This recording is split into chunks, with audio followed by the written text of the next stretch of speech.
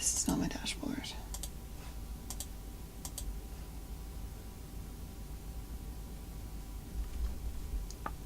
And we're live. Okay. It is Monday. It is 9:45. It is April 9th.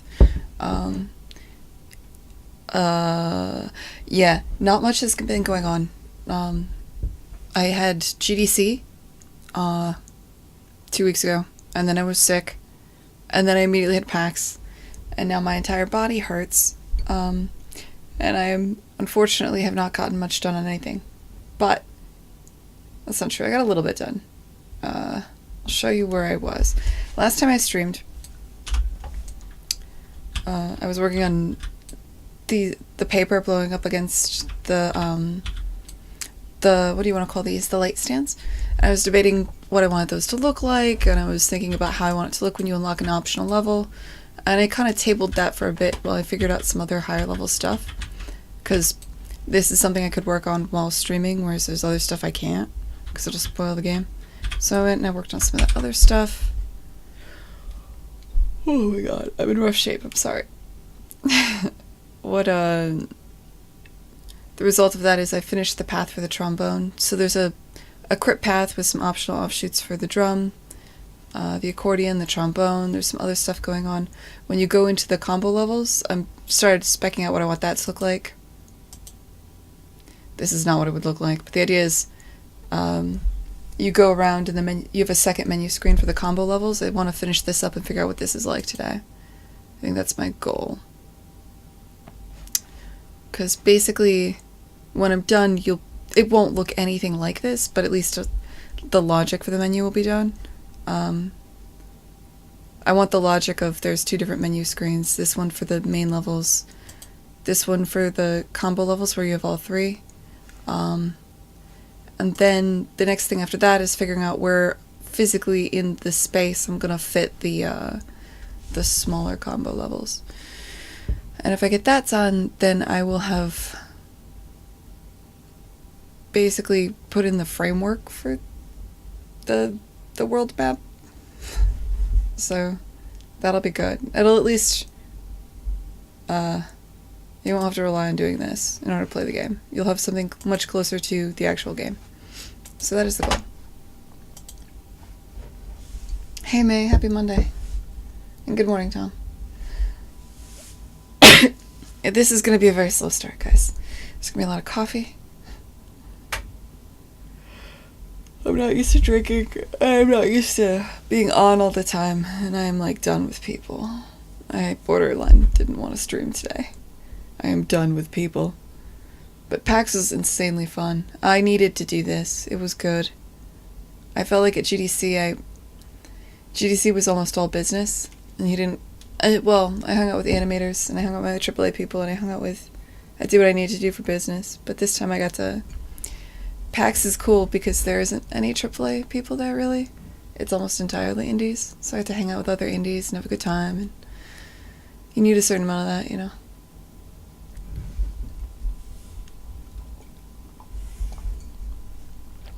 But I'm about to get sick again.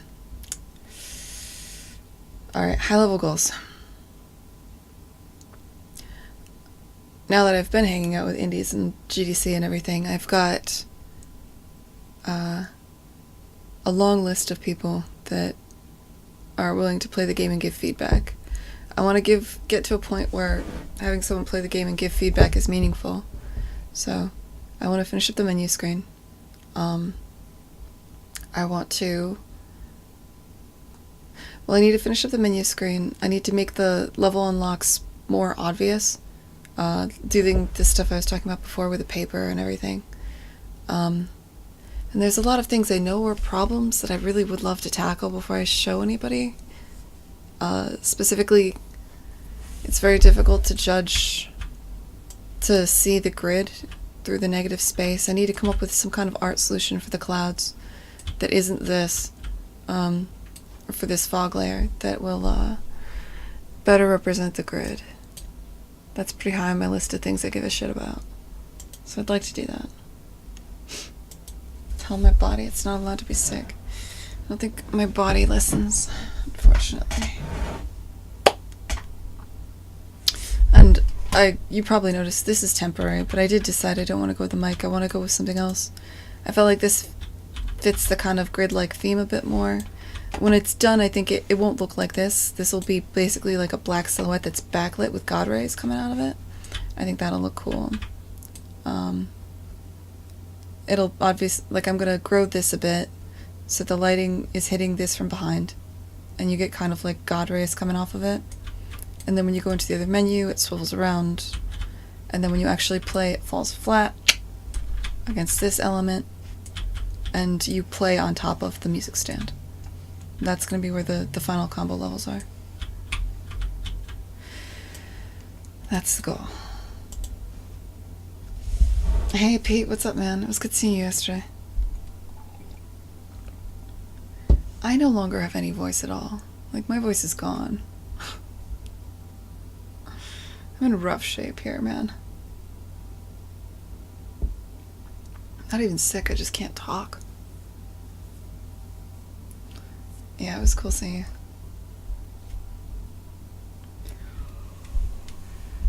you. Okay. Let's figure out what we're gonna do here. So, this is all temp, and it's very painful showing you guys this shit at all. So, don't make fun of me. It can make fun of me, I won't care. So this, I'm thinking this purple element here is gonna eventually be like the ribbon that, there will be 3 ribbons that run through here for that as well.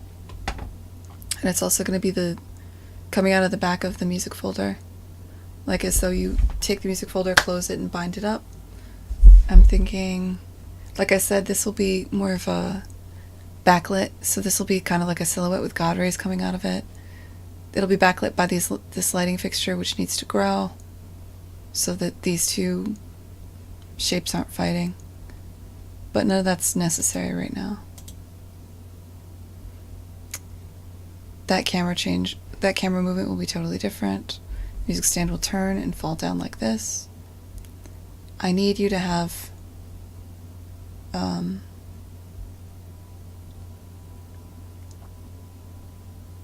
3 sheets of paper here. What do I want to do here?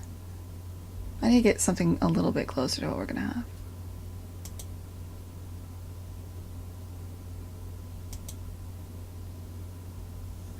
You know what I need to do is, so we have this, which is meant to only affect the character. And it pretty much does, right? Nothing is lit.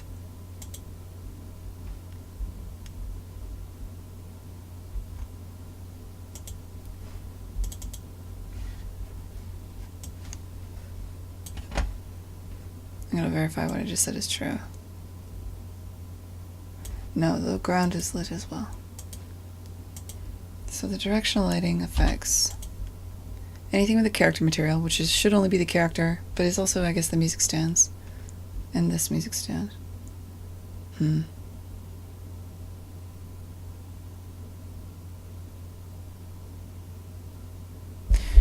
Okay. I need the lighting to move with me when I do that. So we're going to have to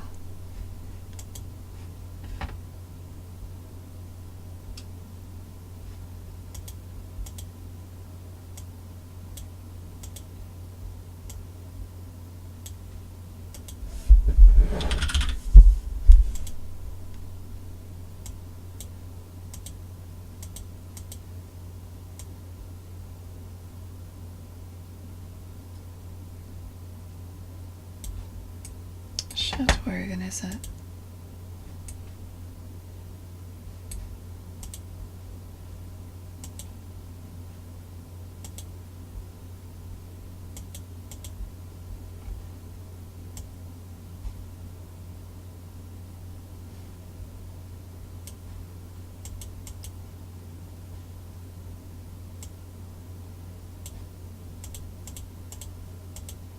Where are you?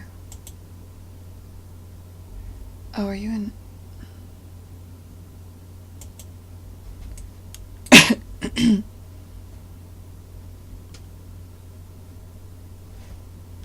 it in the camera? Right.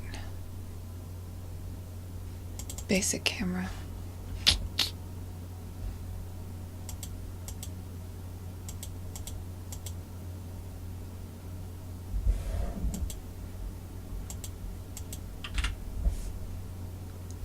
Okay.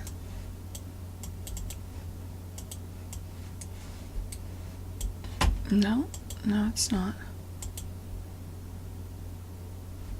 Dynamic camera. This is the shit. Okay, so this is the camera that you look through when you're playing the game.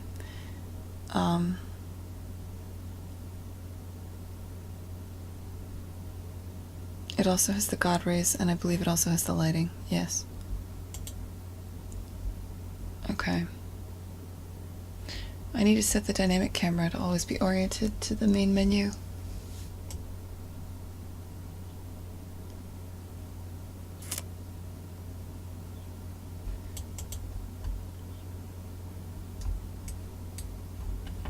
Your position every tick. Get the control to pawn.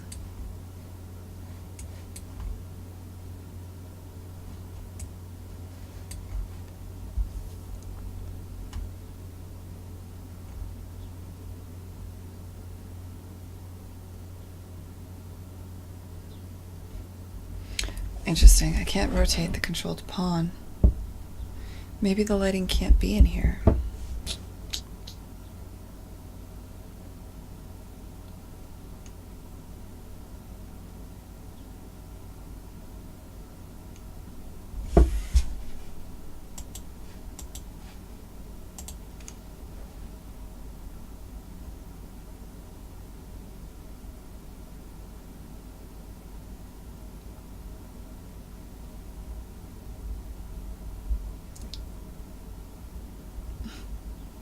Hey, very much. You guys are ridiculous.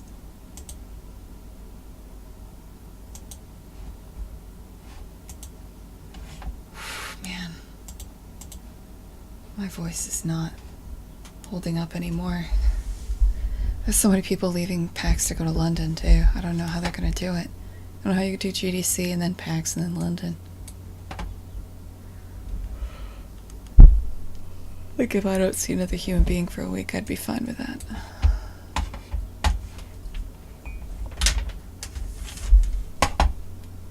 Alright.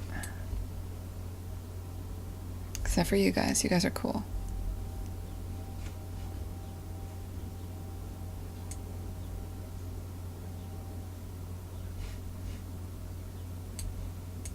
That's a lie.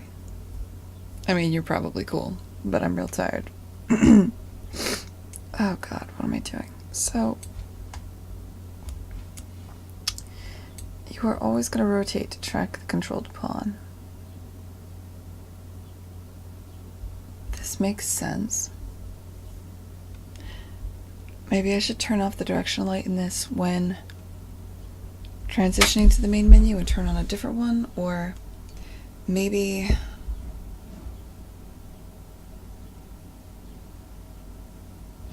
there's got to be something that turns off the God rays when you go to the main menu, right? There must be.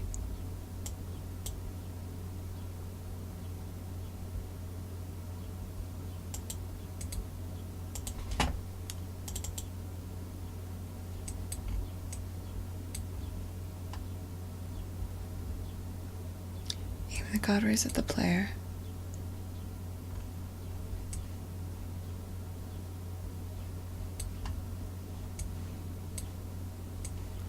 Make the, yes.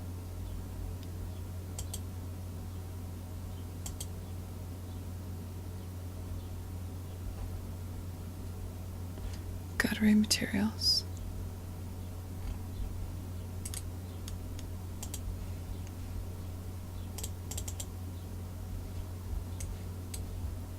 Here we go. Camera to main menu.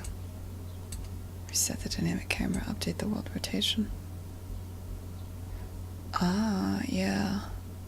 We do change the world rotation. Okay. Interesting.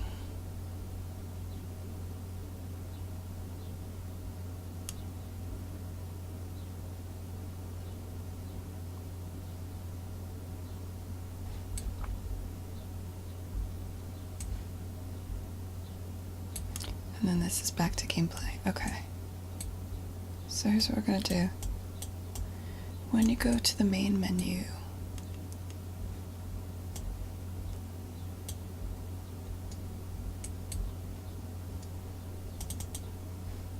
and this goes from 0 to 1 to 0. Okay. Oh, this is great. Already setting the intensity on the spotlight. Ha! Trivial. Okay. I'm just gonna do the same thing with the directional light. Oh, I love it when things are easy. What is your intensity?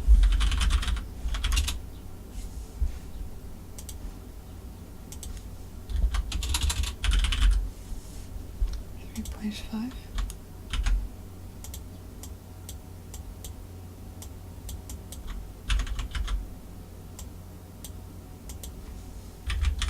That doesn't seem very strong. 0.75. Do you do anything?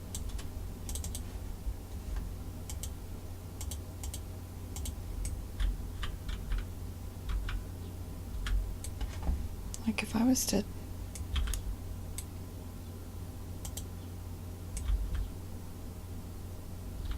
So why is there more than one?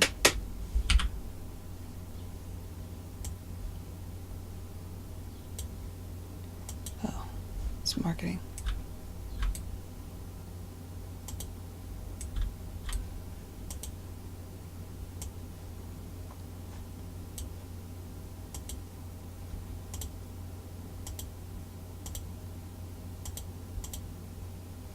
There you are. Okay, so there's only one.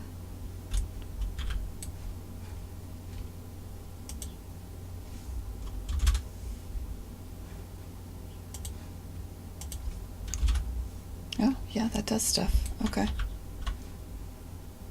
Now we know.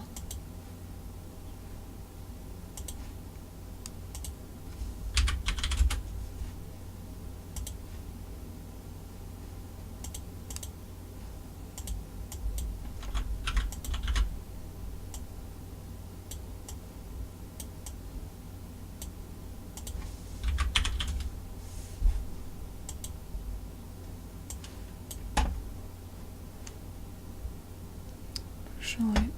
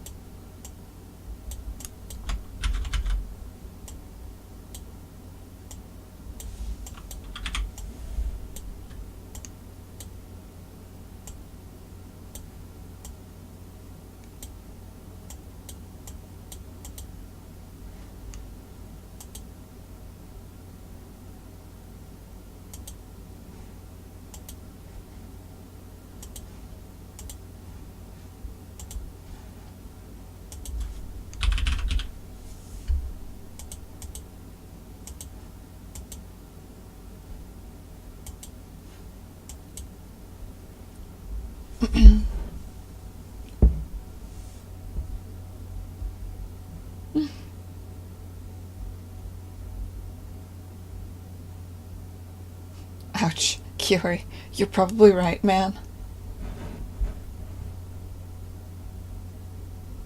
I'm glad you liked the trailer, Icy. That was definitely, that was fun. It was hard sitting on that until GDC. That's why I was kind of like not streaming so much. Or if you look back at a couple of the streams, I was definitely working on scenes that were shots for that trailer. But not showing the trailer. I think I got away with it pretty well. Perforce.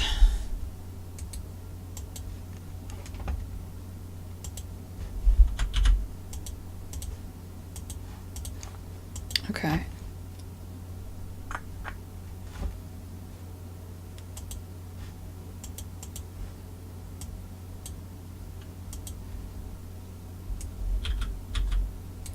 Right, and so now when you load into the main menu, it's going to look holds on. Please hold. Like this.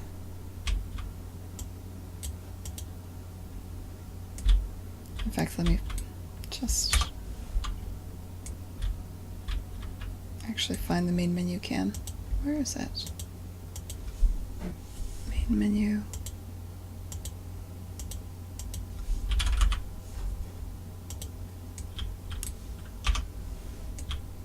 Okay.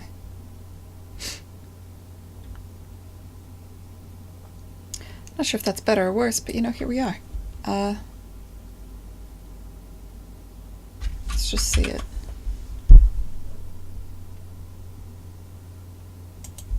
Let's see it without a massive thing on the side.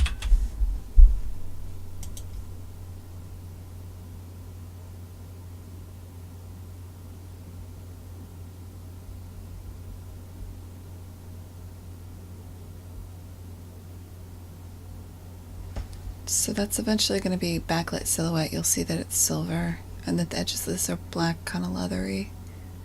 You get that ribbon coming around the side. If you drop into here,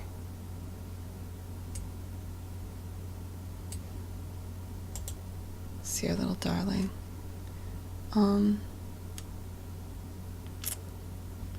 Yeah, I need some kind of lighting on her when I'll figure that out in a bit. You come over here.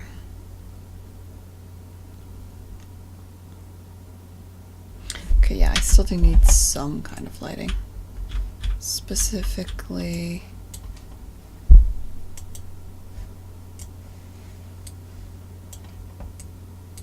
so I need that lighting to turn off, and I need other main menu lighting to turn on. So what are you? Not sure where you're that element. Where do I want to put this? This is the main stage. Except for these, which are on a different level for no reason.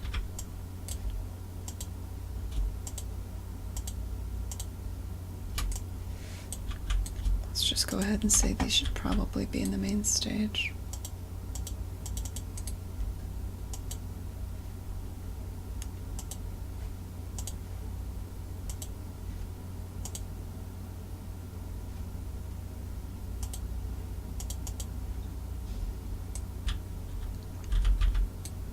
All right.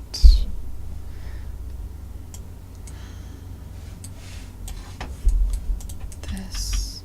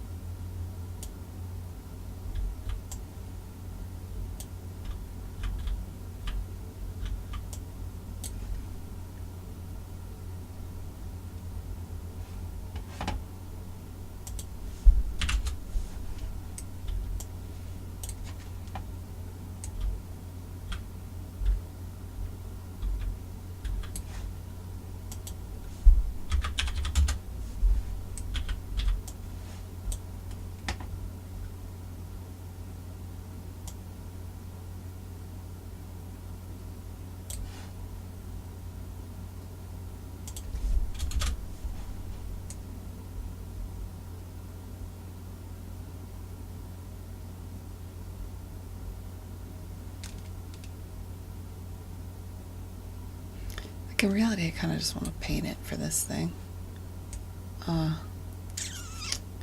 But for now, it's so much faster just dropping a light.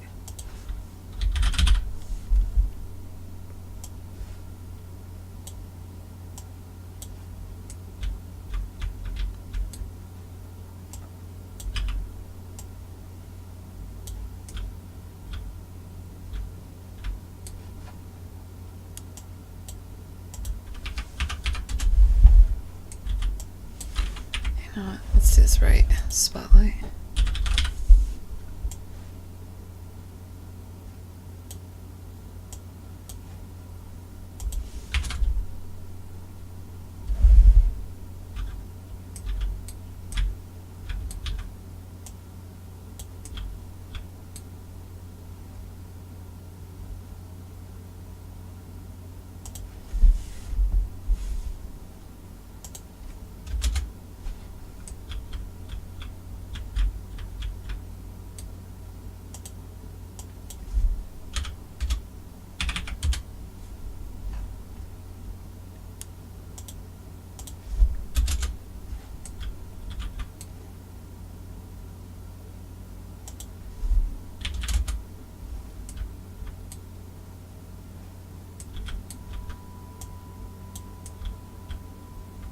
What's your deal?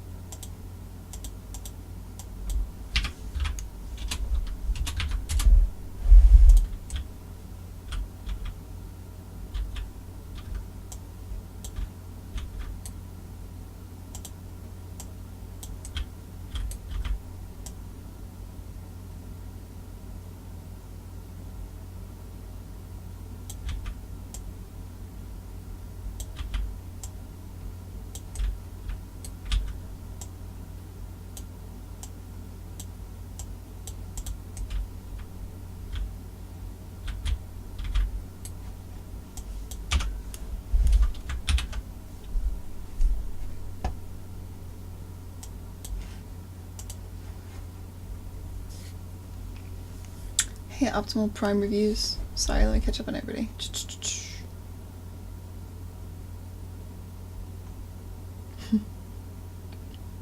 Hey, Maxim Sharp, this is Unreal. Series 4. The game is coming along. What were the GDC highlights? Well, okay, so there's 2 questions there. How is the game coming along? Good.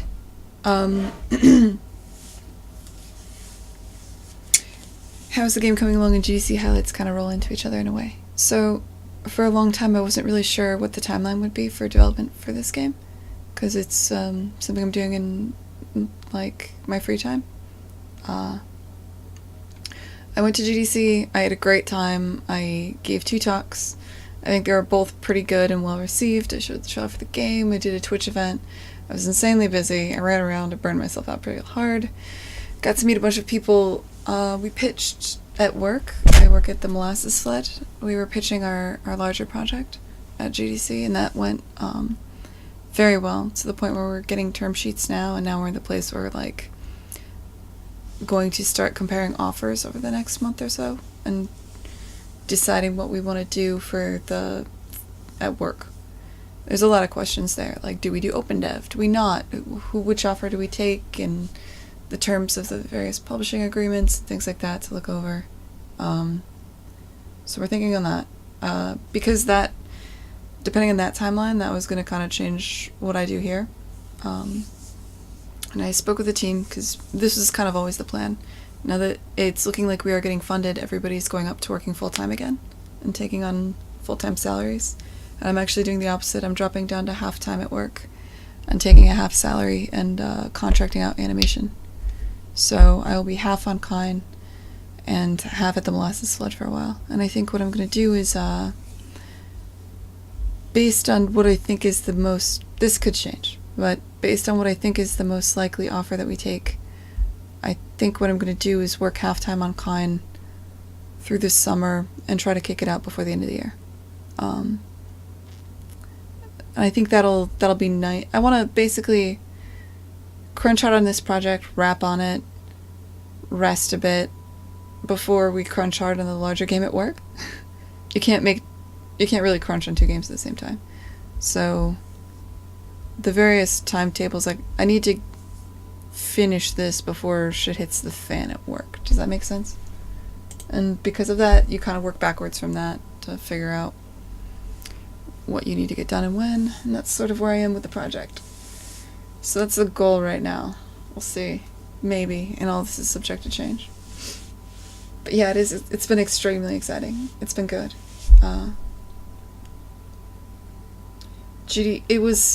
So I was a little bit bummed after GDC that I didn't get to talk to any indies, because I was pretty much just pitching the game, and doing, my usual animation stuff. But then PAX happened, and PAX is great because there's loads of indies there, and you can hear my voice is just completely gone. I just hung out with indies all day for 4 days straight and drank a lot, and now I'm in pain. So how I'm doing is I'm happy but slightly in pain. That would be about where I am. But it's just nice. It's nice to start to have, stuff in writing. It's nice to... Oh, I had such a good time, Kayla. It was great. I know you had a great time too, I hope. And it sounds like you're super busy too. It's gonna be the summer of getting shit done. And I have to sit down and really plan out the production for this, but in my head, by mid-May I need to have this in the hands of various designer friends to get feedback, and then so I need to get the bones in for absolutely everything before mid-May. Ideally by the end of April, start sending out Steam keys to friends for this, and then it'll be a lot of art polish, and working on the narrative scenes, which there aren't many, so that shouldn't... The narrative scenes don't scare me as much as the giant unknown questions with the art style. There's definitely... you have difficulty judging seeing the grid and feeling it, especially in the negative space. There's a lot of... just a shit ton of polish. On top of that, which I would argue is not even polish. Being able to see the grid is so important. And I'm not there. That's actually more of a big question. External testing outside of friends and stuff? That's a good question, Daggers. I'm not sure. I'm gonna play that by ear. Probably... Usually I tie it to an event so that you can physically watch somebody play. Not that that's creepy or nothing, but it's a good way to see if... you can shoot out a bunch of keys and then maybe people give you feedback, and when they do give you feedback, it's only after they've played a while, whereas if you see somebody playing and you see their reaction, a lot of times people don't realize what they're not getting. So like, say you go through and there's all these optional levels, right? I'll show you guys because this is a small group, but...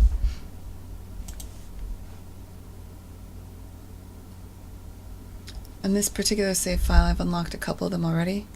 But like here, you just see the accordion crit path. And if you unlock the secret levels, there's all these little offshoots that you could find. What if nobody even realizes that there are offshoots? What if just the core messaging isn't there? People don't realize what they don't know. And so it's a lot better if you can watch somebody play. In my experience for that sort of thing. At least initially. And then going wide is good if I could get something... Like, this is like a stretch goal for me, but get something in that allows you to see when people stop playing. So you're just collecting analytics from people, seeing when they stop playing, how long they spend on certain levels, what order they tackle the levels in, and that sort of thing. I think it would be really wise to get that in before I go wide with the game.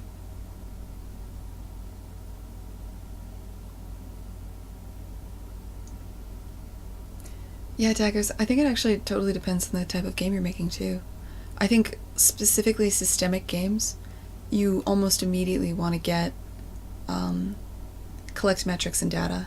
You want to definitely track, for something systemic, you really want to track when people are playing, how much they're playing, and that sort of thing. I don't know if that's important for a puzzle game. I've never made a puzzle game, or worked on one in any way. So, kind of flying blind here.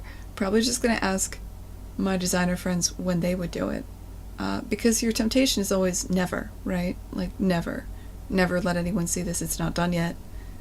And a lot of the feedback you give, or you go and you give the game to people, even your friends and stuff, and you know the problems.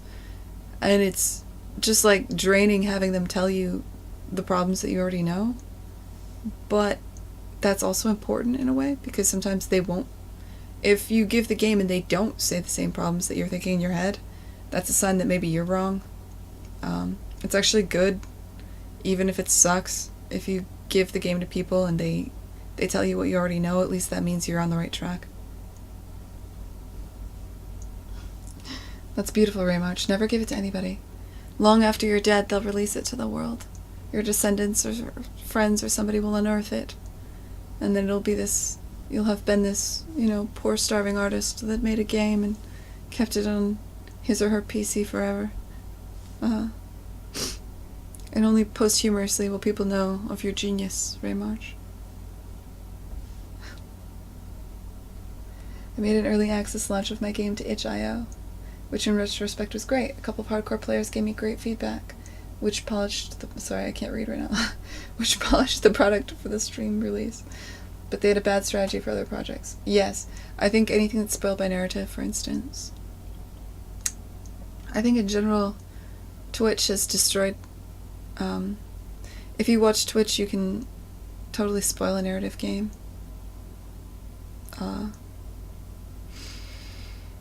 I don't know. I definitely think early access, for instance, for a narrative game is a bad idea. I think a demo, especially if you have a game where the narrative changes, you just want to give people the opening and leave them with like a hook.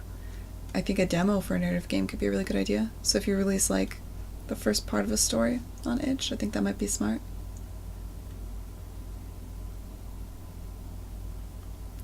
But it is very dependent on the game. I think somebody there was so much more I wanted to say in that panel yesterday, and it was so short. And I felt like I was already hogging the mic. But the question about marketing and how to market your game in particular, or how to break in, is so dependent on you and also the game that we could have talked for that on an hour and I wouldn't have felt like we covered it.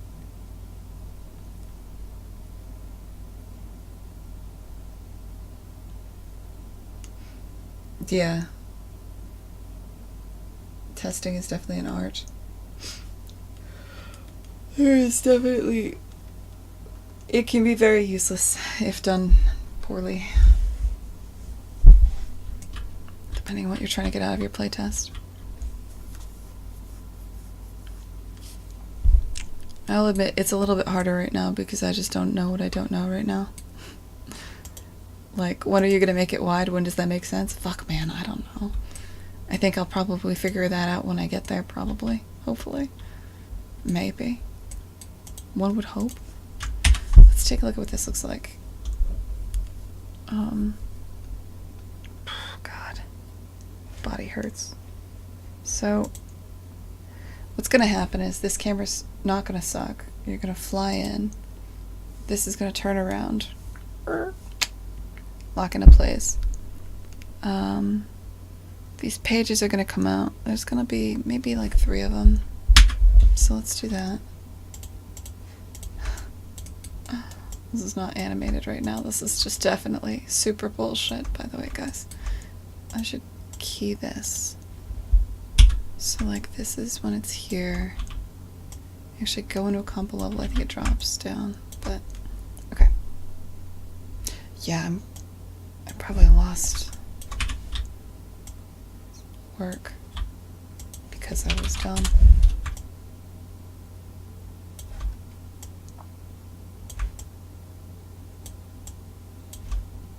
Whatever, I'll figure that out in a minute.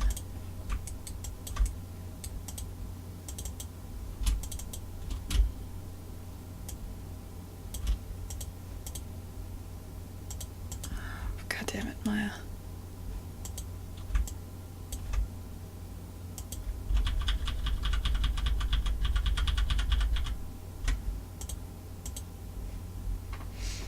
Alright, what am I doing here?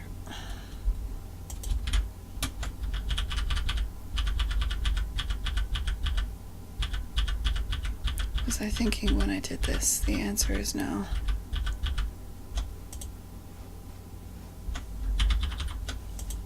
Okay. So this is backing down, this is backing up.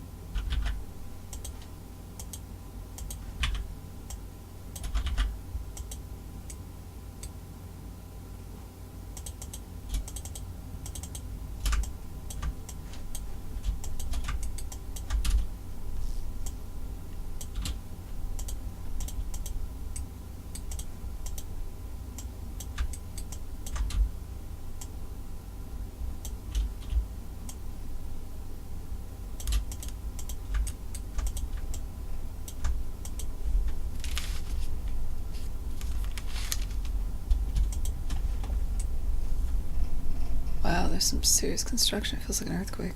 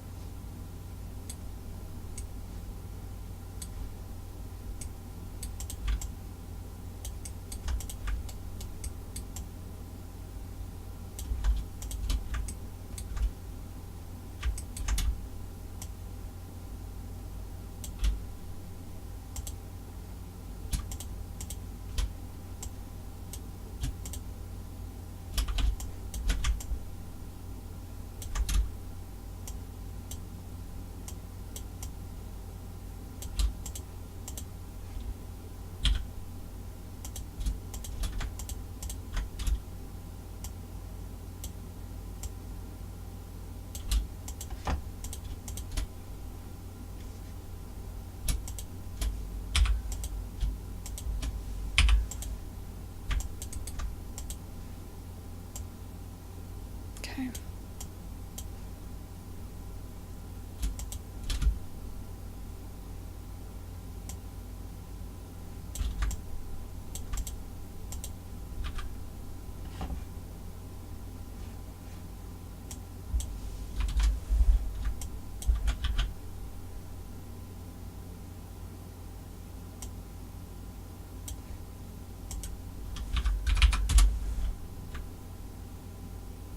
Where do I want you to rotate from?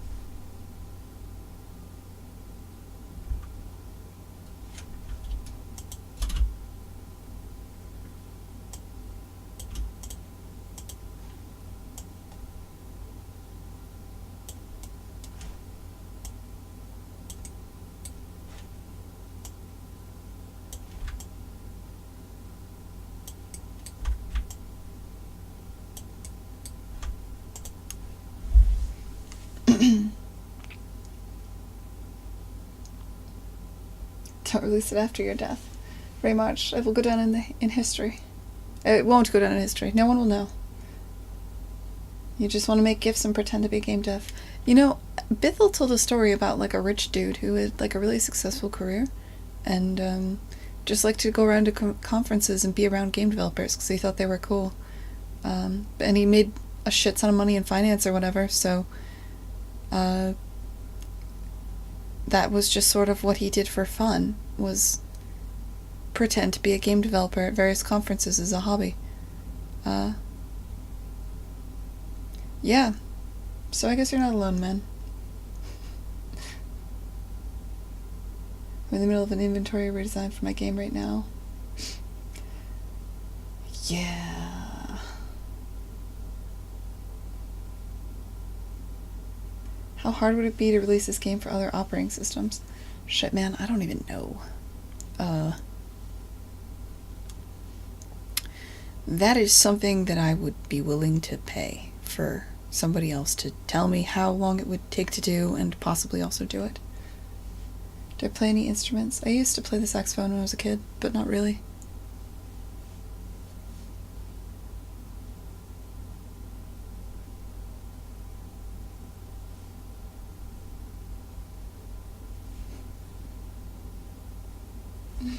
Ray March is loaded. We all know it deep down.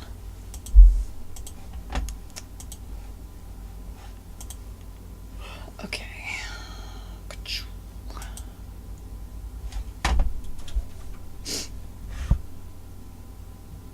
The Mac build? Yeah. I mean, it should theoretically be easy because I'm not using any plugins yet. And I don't think I'm resisting using any audio plugins, which is the biggest hurdle. Historically, I know, for releasing on like Linux and Mac and stuff. And Xbox. Basically, everyone, if you're working with Unreal, almost everybody uses Fmod. It's a plugin that's really, really popular. And it's also a plugin that you have to do a lot of fussing with to get it to work on other operating systems. It's a constant point of conversation for Unreal developers. So I'm going to avoid it and see if I can just make a game using their built-in stuff. I do think I'll probably get a plugin for when it comes time to make the options menu stuff. That's just, I don't feel like redoing that work, and I think it isn't trivial.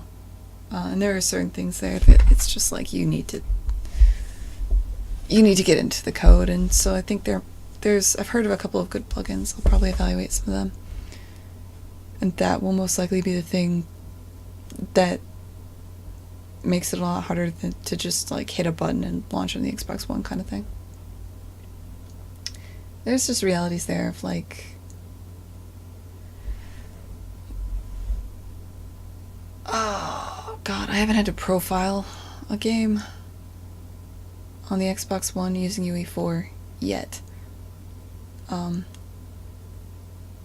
Because we just didn't need to do that. There were some real obvious problems that Bryn found and fixed, so like our programmer handled a lot of it, but for the Flame and the Flood we just didn't need to deal with any issues. But the thing is, I'm making a game in fucking Blueprint, so somewhere I'm probably doing something stupid, and it's gonna result in some kind of frame hitching or some shit. I just know that's gonna be true. So at least, like, I can tell you right now, do you remember there used to be chase lighting when you go through this that goes to the music? I disabled it temporarily because I realized if I left the game running overnight, I noticed the longer you let the game run, eventually it would get slower and slower. And it's definitely the chase lighting. So I turned it off for now. And this isn't even lighting, and I know what I probably did. Like, I'm probably just repeatedly creating a variable or some shit. I just need to dig into it, and I don't have the time right now. But there's going to be things like that that I don't know about that are going to come up. And they'll probably be platform specific. And, so I'm just going to not worry about that right now. Yeah. Maybe it's a memory leak. I doubt that, though. I mean, I wasn't going to dig into it. I guess I could pull it up. It's almost certainly I'm doing something stupid, right? Like, is that in the P map? This is the music management. This is not it.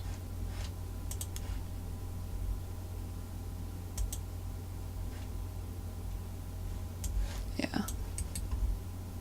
I made it red. So...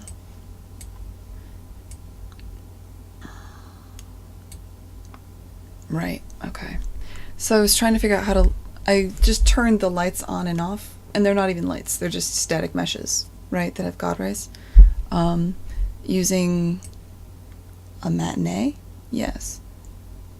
Or, we don't call them matinees anymore. What do we call them now? A sequencer. And what I'm doing in order to get the music to sync is every time the music loops, I just set the playback position of the matinee to be the correct position. This might not even be it. It might be...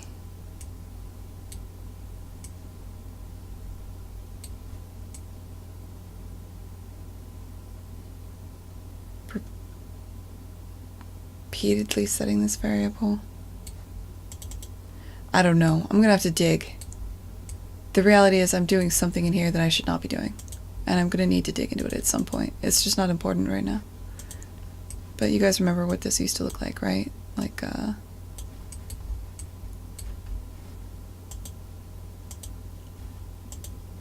think I already isolated it down to those two.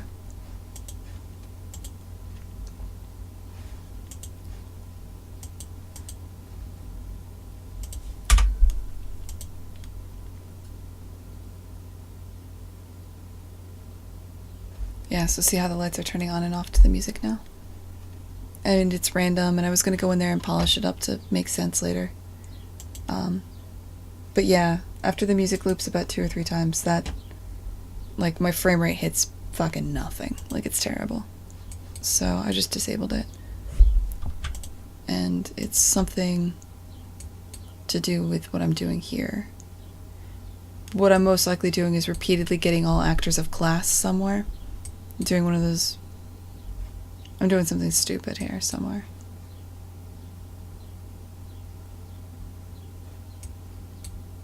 I don't know what yet.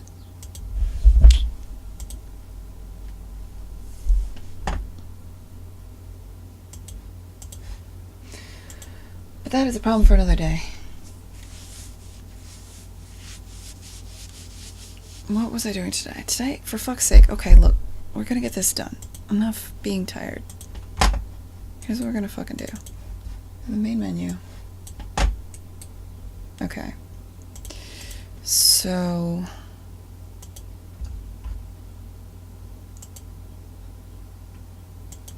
this is dev mode, this is the initial levels, this is the combo levels. How do I want to make this UI? Oh god, I don't know. Okay, well first off, it's gonna... what's it gonna look like? It's gonna...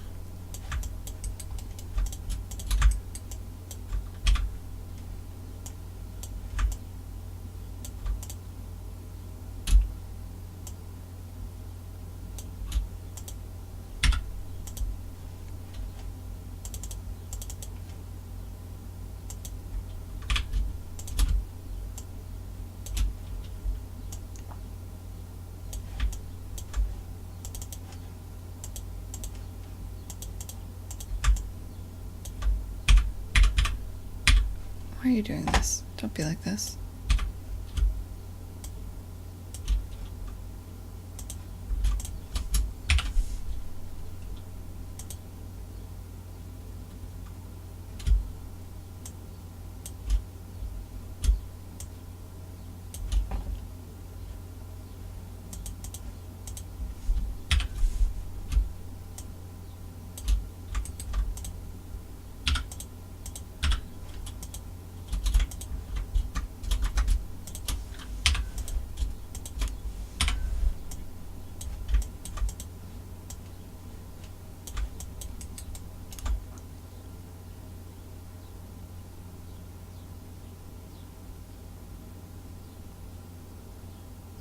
I don't know what that'll look like yet, but I know the main menu. I need 3 sheets of paper.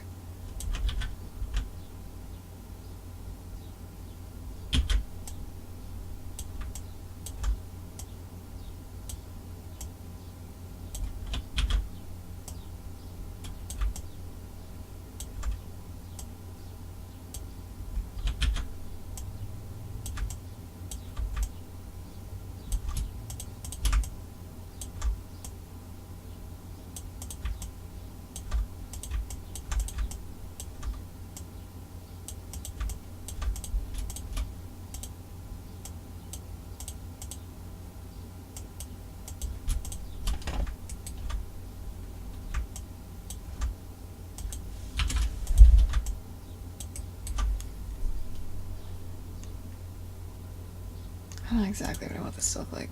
It won't look like this. We'll worry about it mechanically, though. There just needs to be 3 for now. So...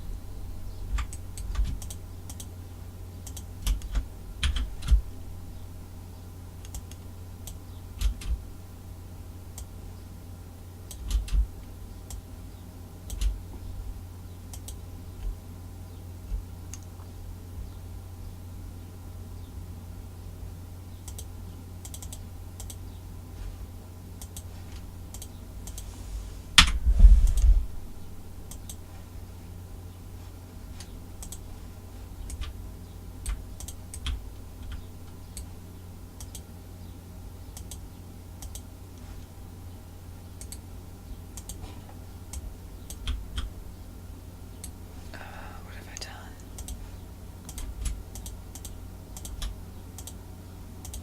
Of course.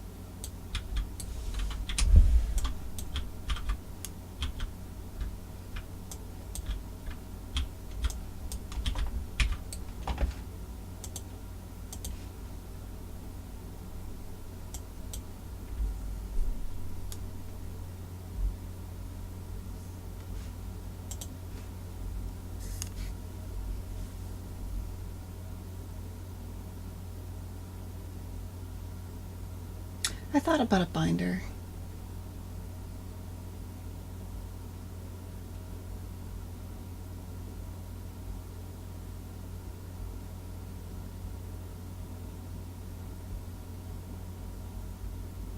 I've seen both.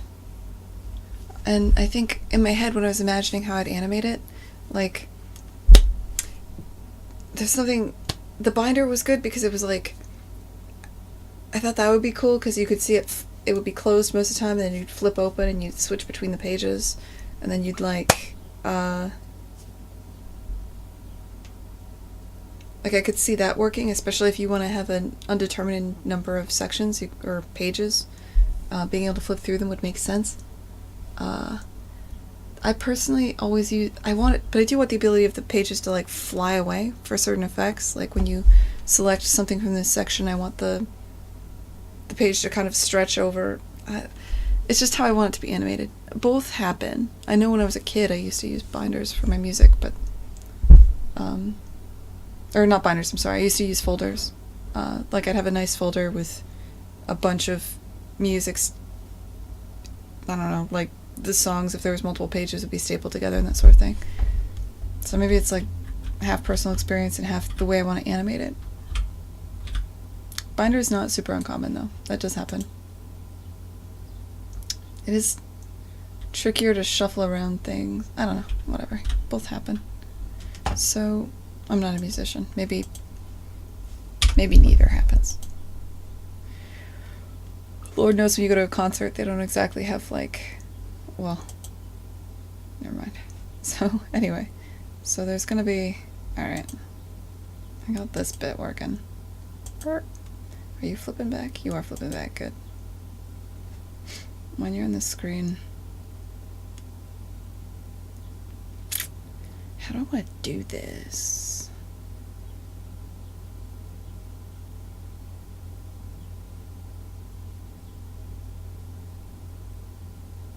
These pages are way too small for the stand, too. What do I want it to look like? I want it to look like...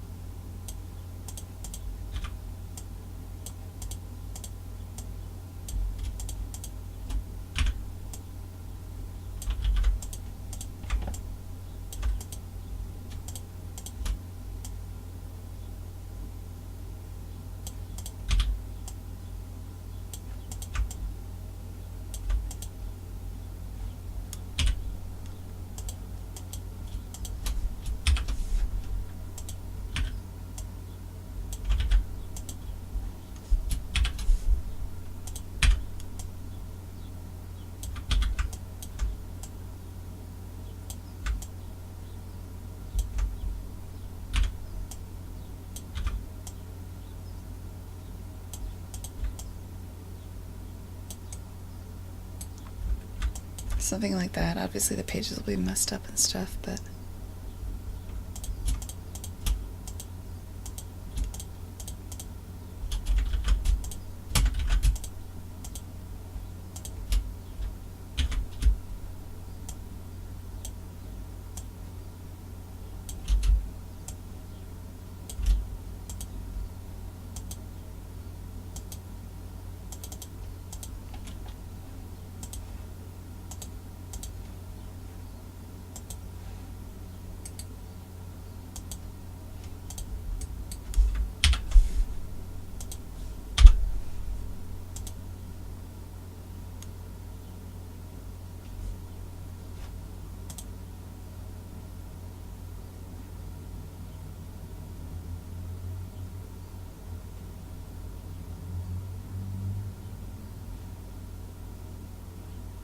Okay, now seriously, how am I gonna do this?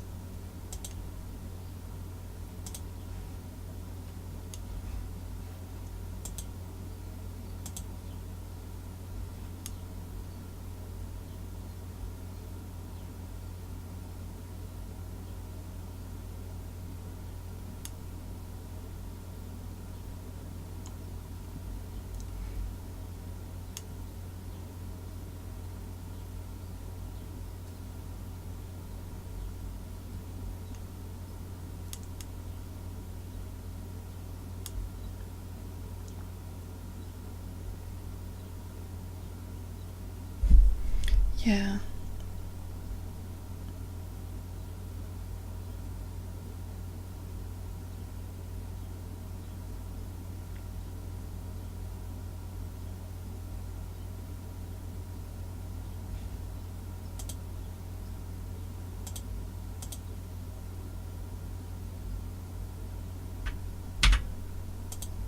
I was wrong. There needs to be 4.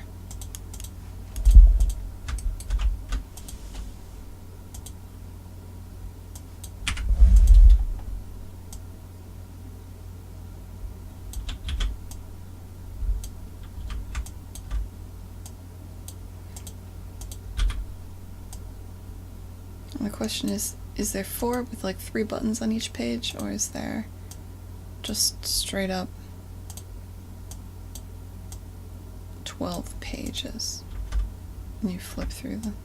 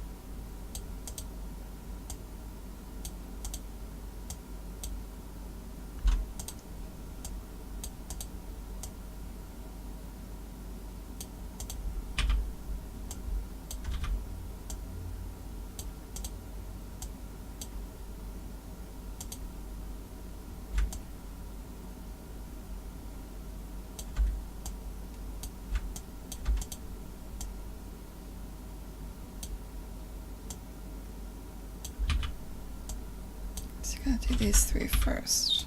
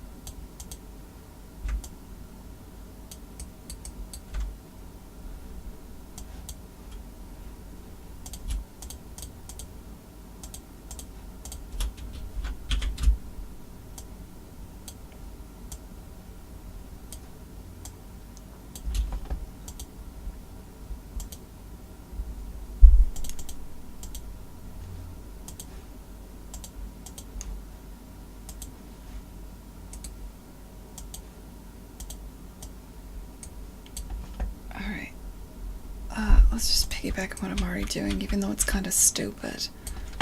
Because we need to get somewhere here.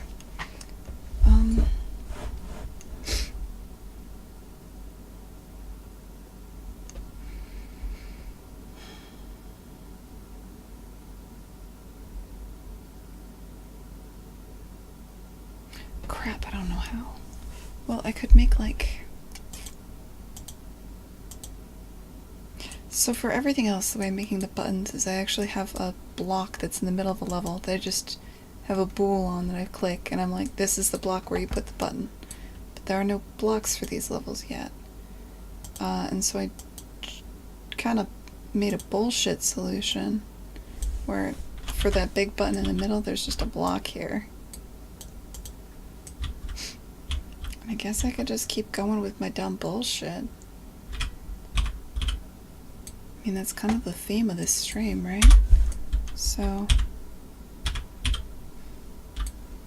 Alright.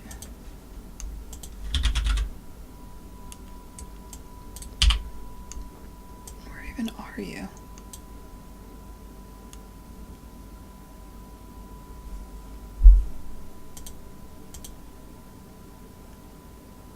This feels gross.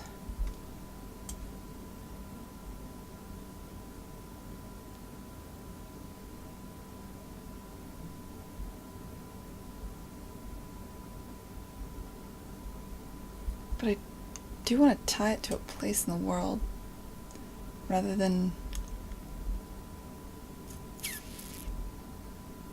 Like, the easiest way to make sure the button lines up with the page is to project the page to the screen space. And so I need some kind of locator here.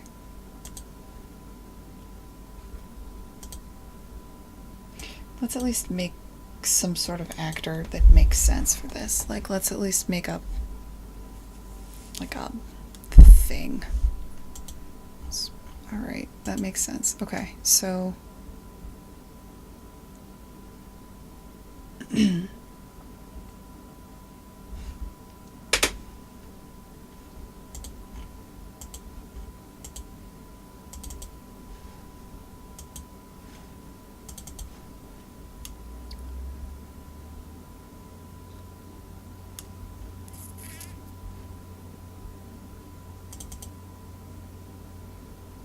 right. Now just get all actors with tag.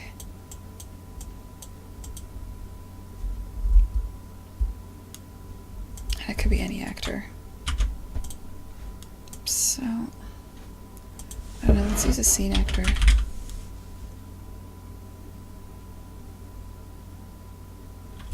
Or, like, what's the most empty thing I can make?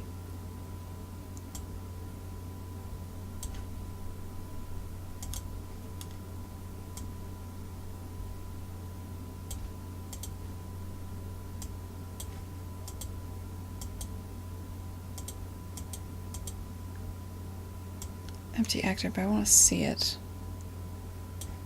If I put an empty actor, I'll never find it again, right? Well, fuck it.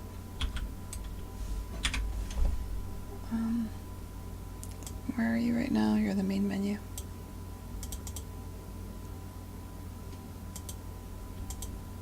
I think this no longer has anything in it.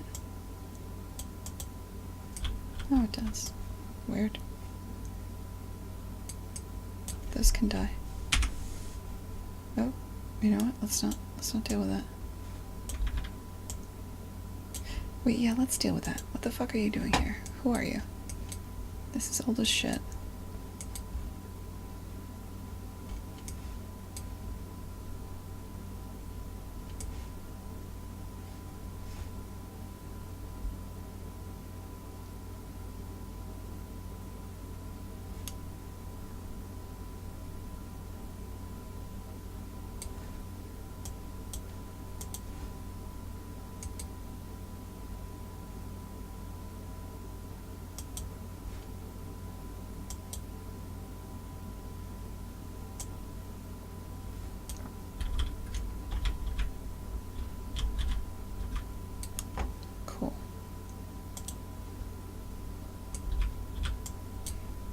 Anyway.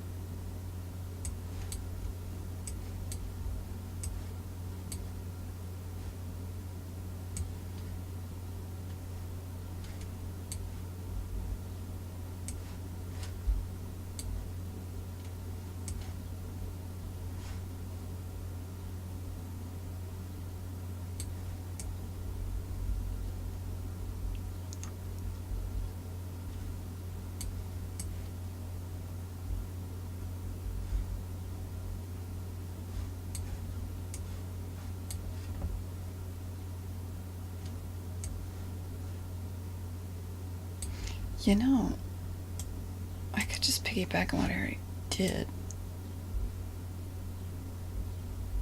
It's kinda stupid, but what if...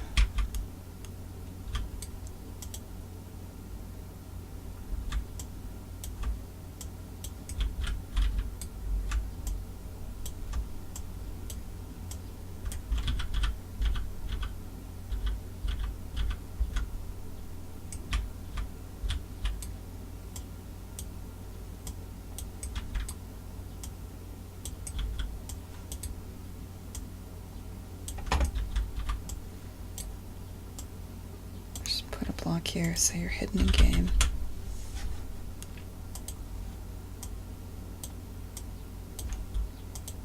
Set your tags to be... what would you be? Game logic. Level logic.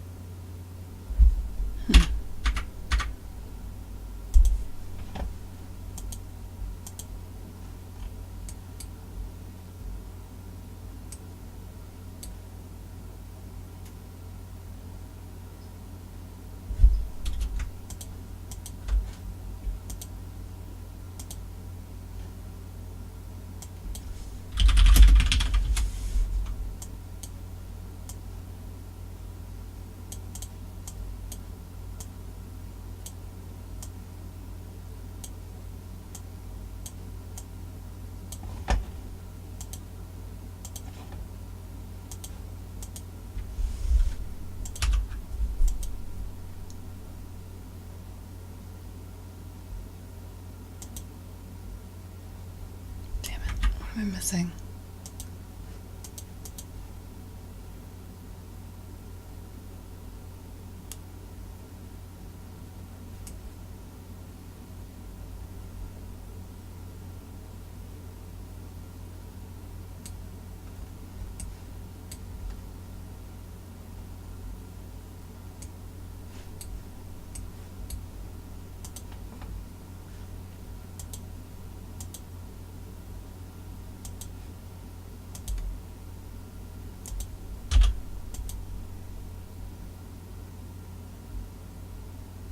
There they are.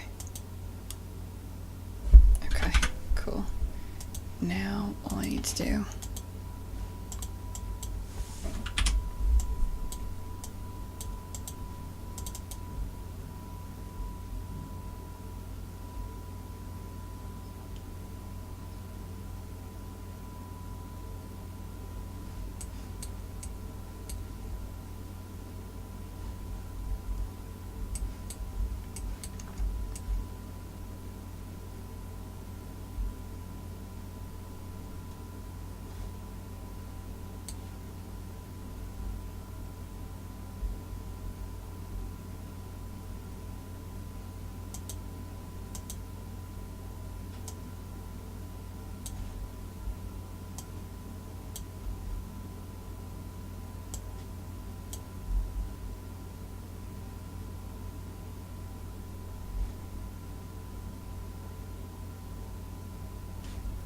right.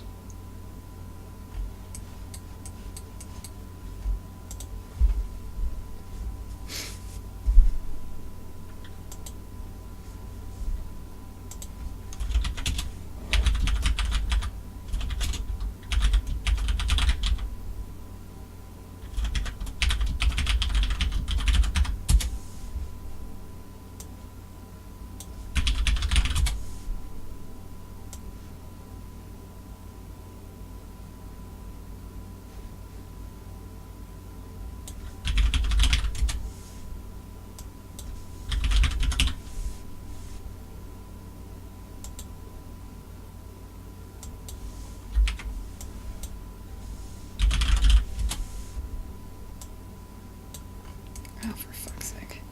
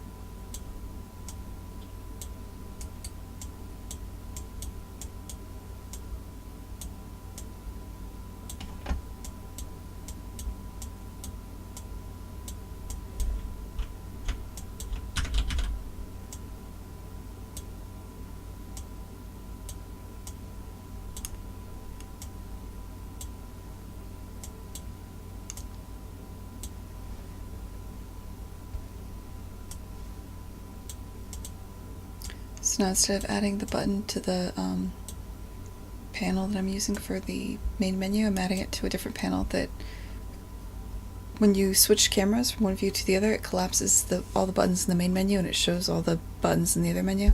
I'm just adding the ability to determine where to create a button to the function that creates the buttons. And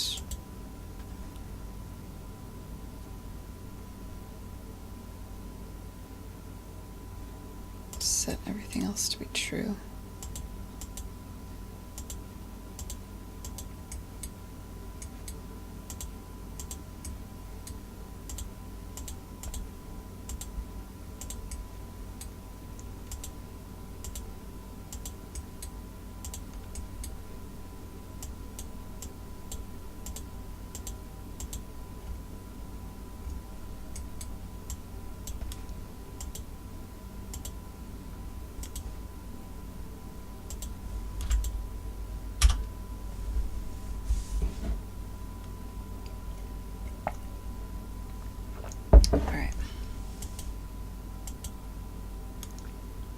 No, that's not correct.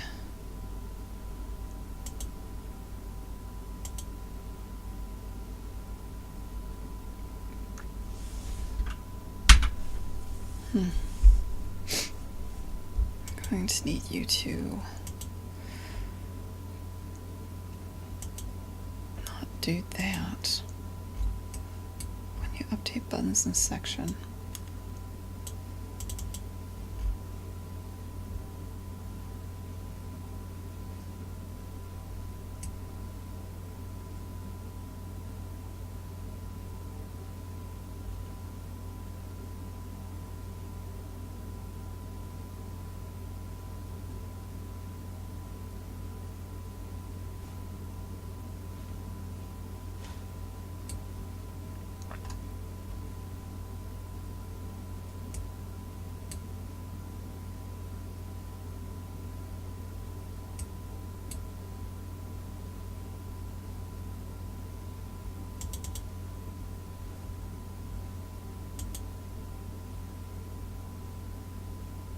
Okay.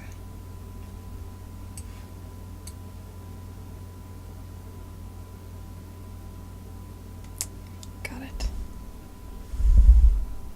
I need to move the buttons when you change camera, which I think I have an event for that. Bind event to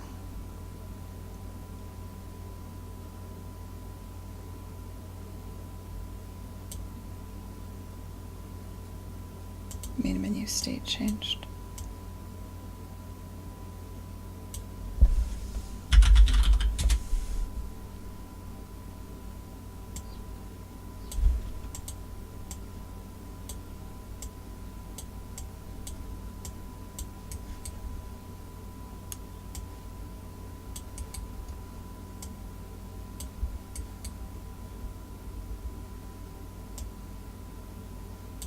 I need that later.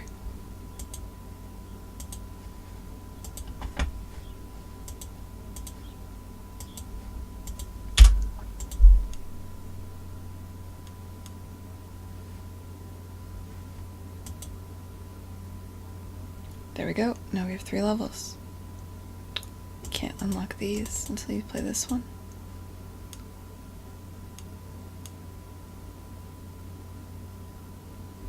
A lot to fix there, but the idea is kosher.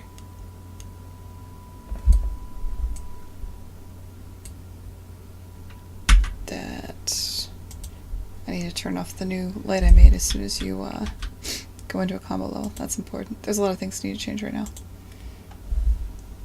Hey Danielle. Oh man, I haven't been reading chat for a while. Hey Wheeze. Shit man. Wow, a lot of people dropped in here.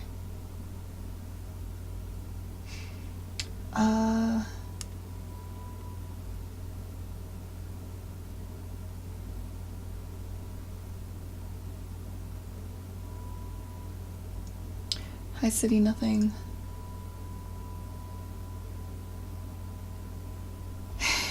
Sergeant Hudley, hi man. Thanks, I'm glad you liked the trailer. Yeah, that was fun to make.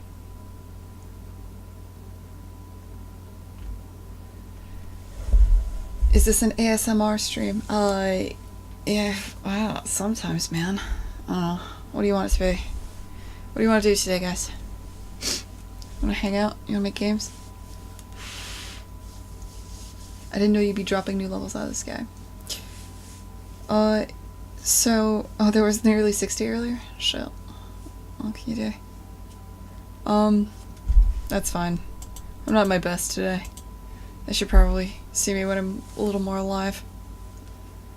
A little more, like, not dehydrated and hungover. And dead from PAX. It was a dark day, guys. But May, what I want to have happen is when you go from one menu to the other, the stand will turn around, the camera will fly through in a way that's kind of cool, and then you'll pick from one of these levels, and the stand will chunk down, the papers will flutter, and a level will be kind of revealed underneath it. The levels will grow out of the music stand. Part of this is I do need to take all the combo levels because they're a little bit too far forward. Like, maybe I'll do this now. Just get it done.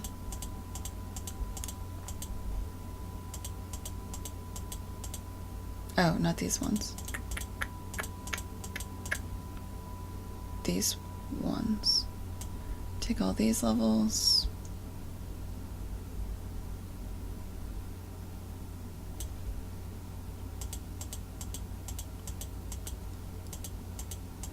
The combo levels, unfortunately, are made up of 4 sub-levels. Combo level Pilo.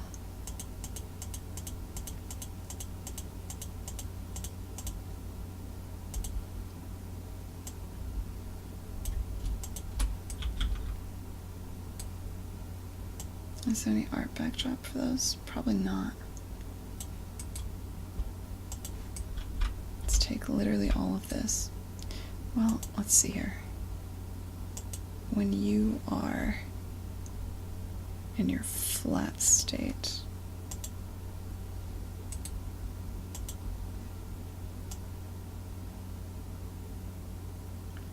oh, Unreal doesn't like it. Okay, hold on. I can't move that many levels at once. Freaking it out. Okay, let's try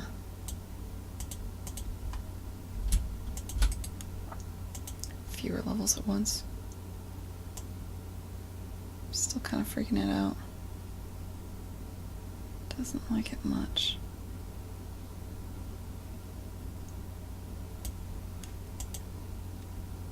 No, can't be there.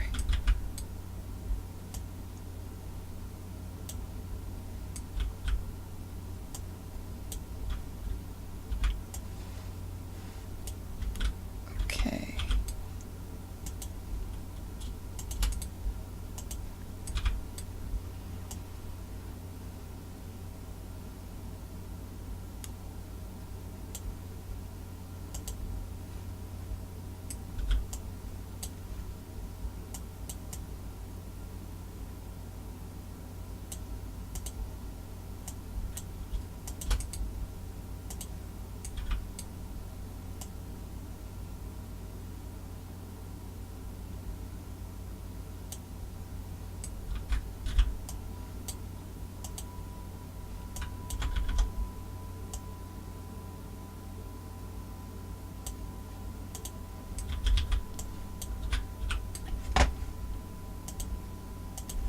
Alright, so now the levels should follow more on the music stand.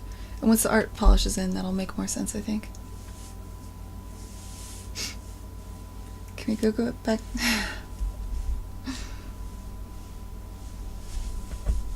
I don't have an inmate today, Polydolphin. I am wrecked, I believe is the term. I think I streamed the day after New Year's, too. This is not good. You guys are gonna have the wrong idea. I really don't drink that much. It's really just the combination of talking all day at PAX and then talking all day every day at GDC and then being sick in between. It's just too much. I just can't do it, man. I've never seen a one-person project in Unreal. That can't be true. There's been loads, right?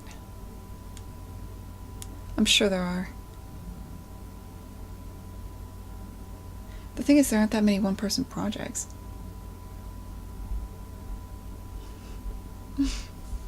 Alright, Rory.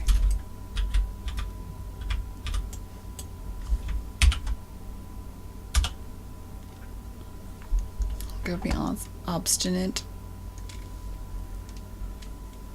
Oh god. The level's already loaded, so you can already see it.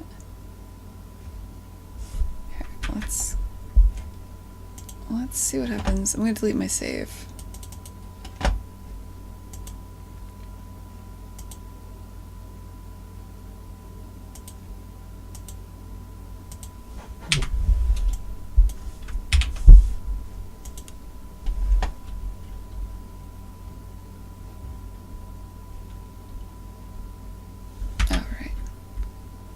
This to be as close to real as possible, so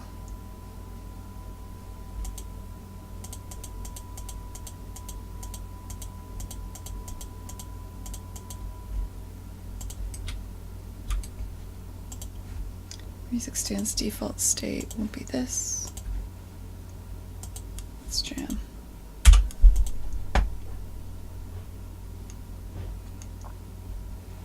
Okay, so in reality this won't be unlocked when you first start playing, but whatever, hacks. So it's unlocked, so you'll click this. That'll look a lot cooler. These buttons need to be much bigger. You'll click this. The stand will animate falling. This will be revealed. That camera needs to be fixed a lot. And this new light I put in needs to be turned off. God, there's so much to do. Okay, so this needs to... What level are you even in? Main stage, alright.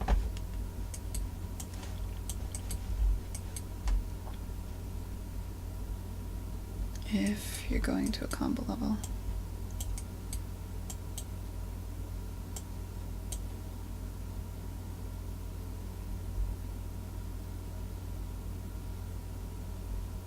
Yeah.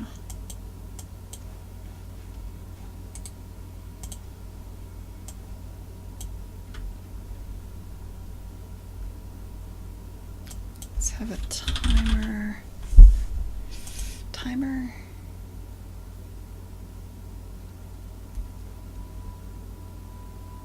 Yeah, let's do time one.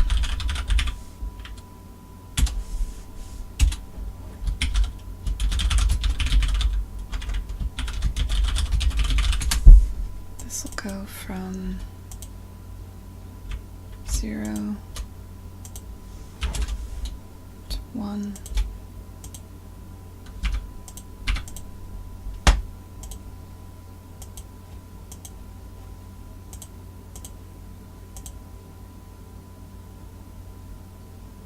Where was I? It's a rough day, guys. Alright.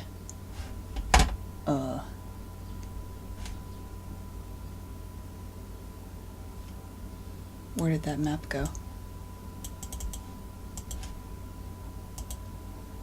Guess I just closed it. That's cute. Okay, so I'll do this over maybe 2 seconds.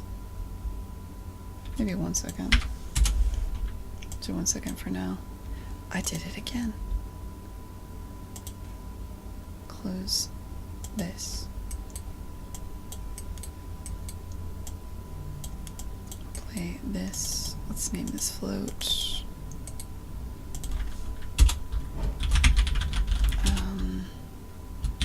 2 combo level percent.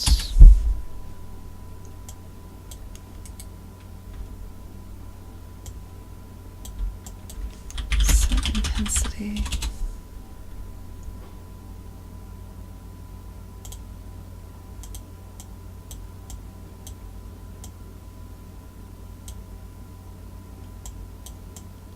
Your current intensity is this. This times this variable.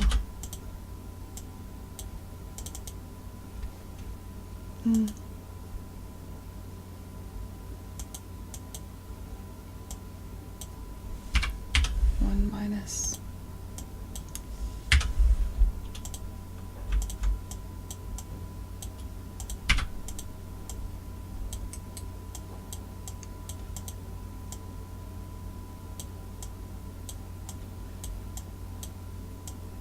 Alright, so at least one thing will be fixed now, theoretically. Actually feel like I need to be able to reverse this, so main menu.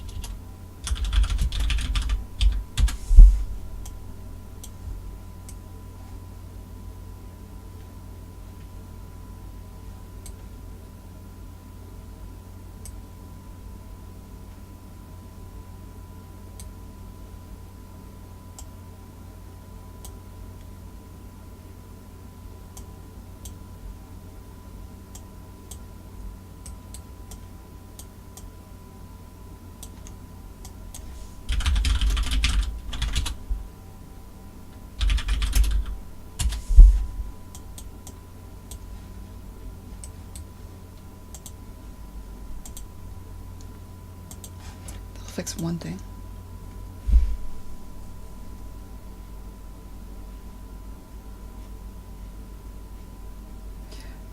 There hasn't been much animation to stream, Sergeant Hundley. There hasn't actually been any animation at all. As far as like keyframe animation goes, because there just isn't. Like the robots push off of a wall. There's been a hint, like the only animations in the game is when the machine falls, when the level first starts, and it kind of like hits the ground and bounces around. And when you fall off the world and you kind of like shake and fall. And I do stream, like, if you go back and look at the other streams, they stream setting up the morph targets for when they're like scared, which they'll, when they hit a wall or something like that, they'll blend their facial expression to a different morph target. So I'll stream that. But if you're looking for something like Poodle Time does, where you're just seeing like purely an animator animating, there isn't a lot of that. Like, there is none of that to stream. I would love to stream that, but that's kind of like not how the game works. And thanks, Rory. So, problem 1 of about 6 billion. I guess 2 problems are fixed now. The levels will be pushed onto the stand. And the characters will no longer look super blown out. Oh god, let's fix the camera.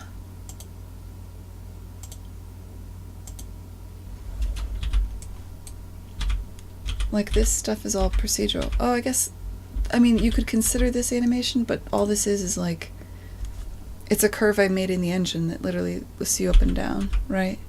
With some, logic in the feet so that the feet don't go through. And this stuff where you're seeing, like, the, what is it? Where you're seeing the keys being pressed down, that's just a blend shape that's blending on and off. He has kind of like an exertion morph target that he blends into when he's moving.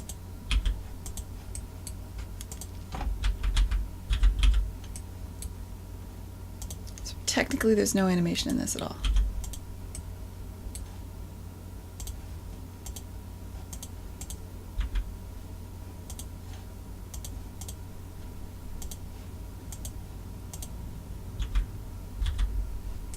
Anyway, yeah.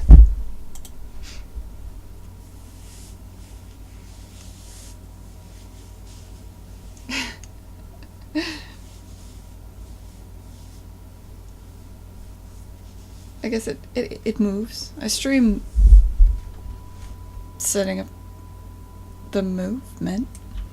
I don't know, man. I feel bad calling that animation. I feel like that's insulting my friends who are animators, who do great shit.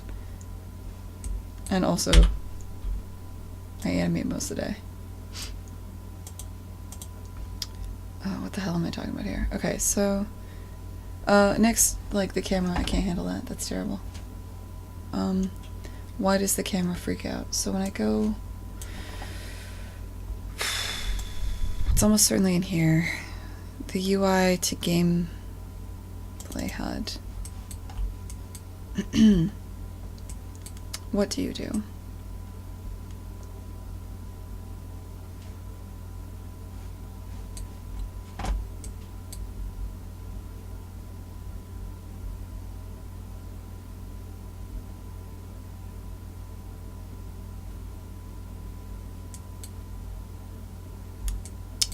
This is it. So that camera, I'm blending from the main menu camera and I'm lerping to the camera in game, and then I'm turning that camera in game, and that's how I get a certain effect where, like, for instance,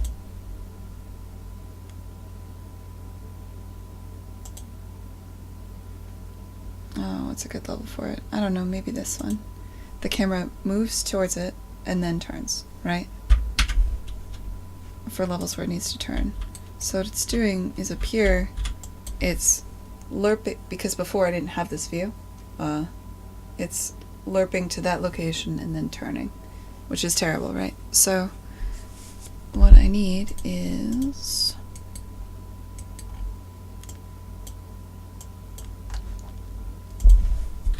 state get I'm gonna find out if I'm in this new camera mode, and if I am. If I'm not, I set transform there. Actually, I shouldn't have like a... Is there a way to make it like a goddamn... I need to use select more. Yeah. Okay, I don't need this. Gotta utilize this node. So select a rotation. Make a rotator. It'll be 0, 0, 0 if you're not in a combo state. And if you're in a combo state, your yaw will be 180.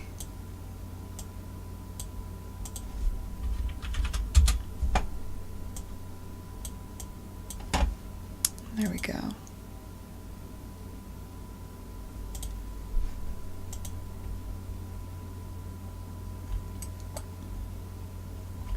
Let's make this.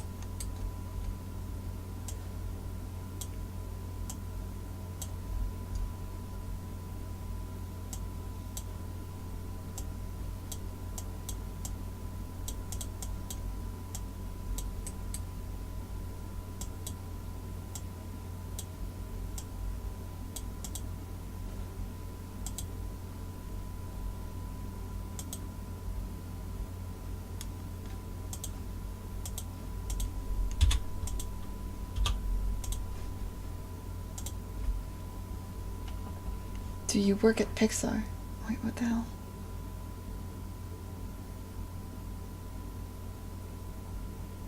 The guys at Pixar are like, girl, that's not animation.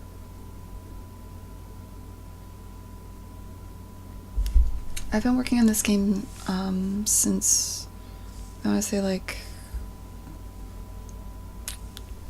August. It'd probably be when I started working on this in earnest.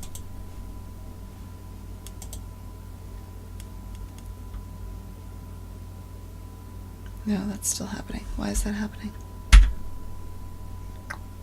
We did not fix the problem.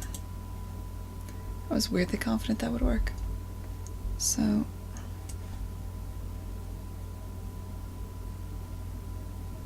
oh, maybe it's this.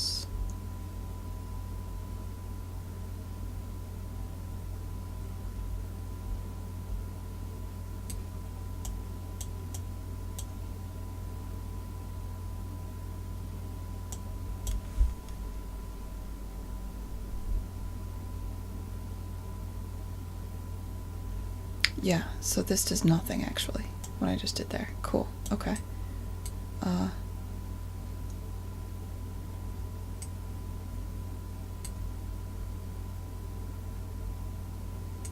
I see.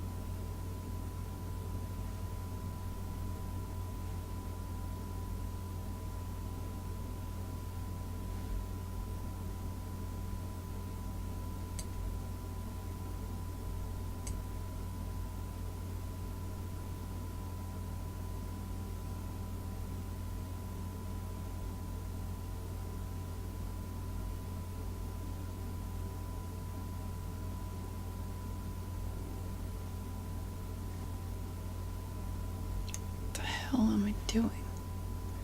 Get the desired yaw.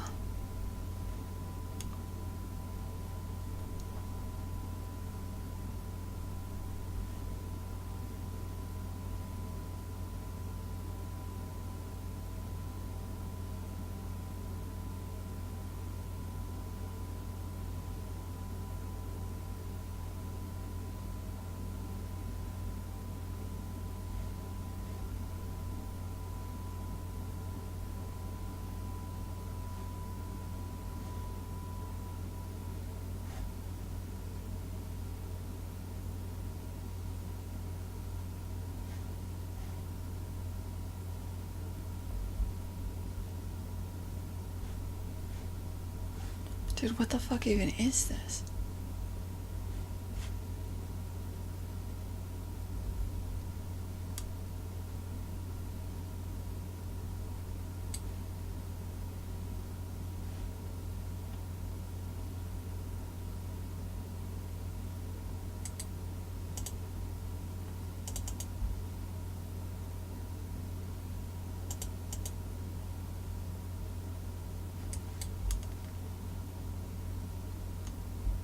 Desired yaw divided by 90. Okay.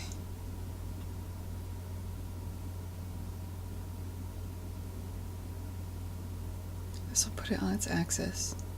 Take that and subtract it. Okay. I see. I see. Okay.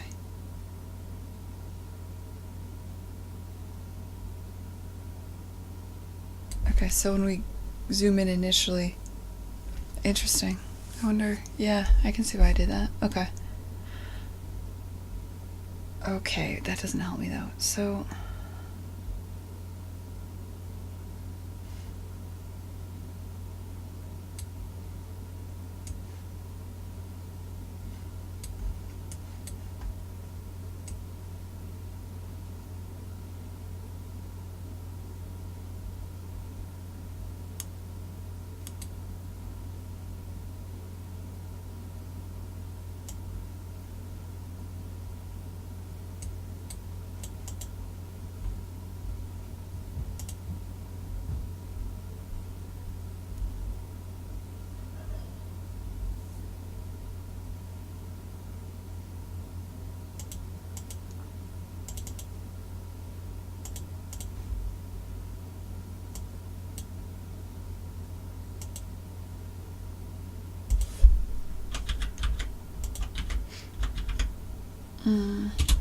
Shit.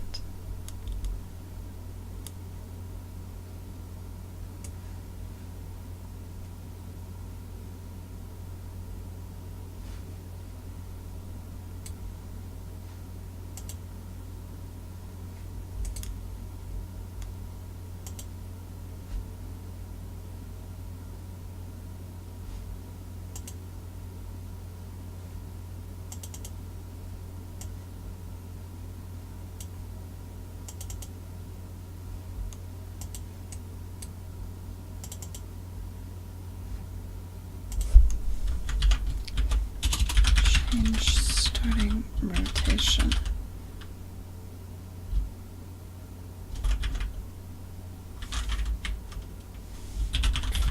Menu.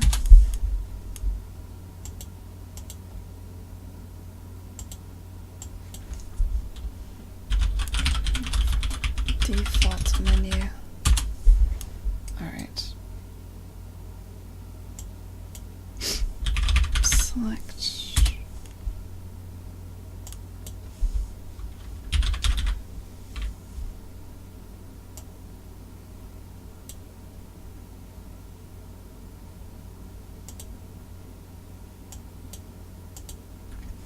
So true is 0, false is 180.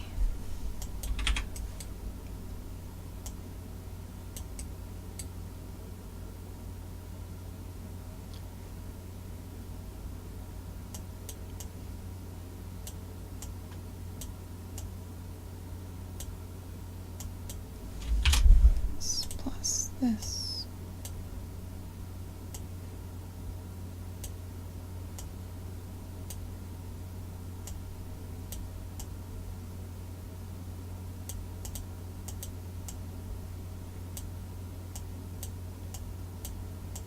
It's not the prettiest thing in the world, but you know.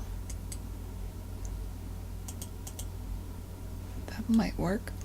So, okay. So now you make sure this pool is flipped.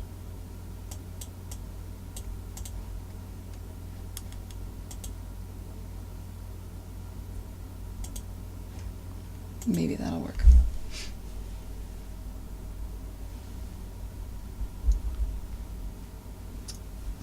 Thanks, guys. A lot of the art is still very placeholder. Yeah, there you go.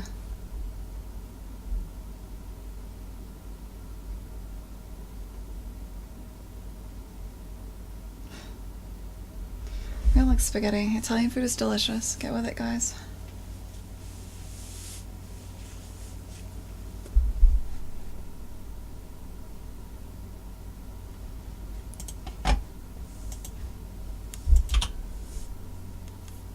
Speaking of the music, I do need to get that contract figured out and signed. Get Mitchell on board. Because we need music, man.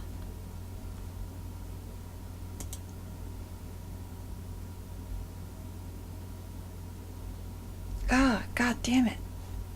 That didn't work.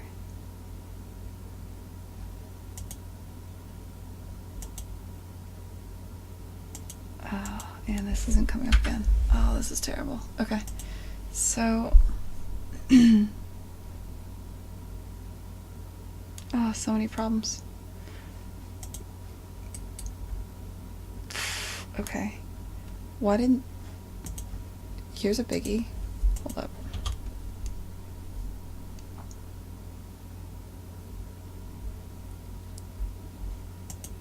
Okay, so I go over to this state.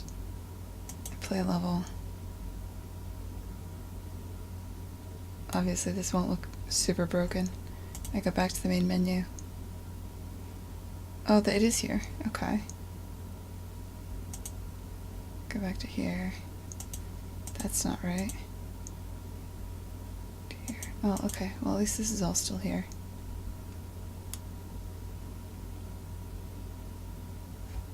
Why is the camera being set like that? So...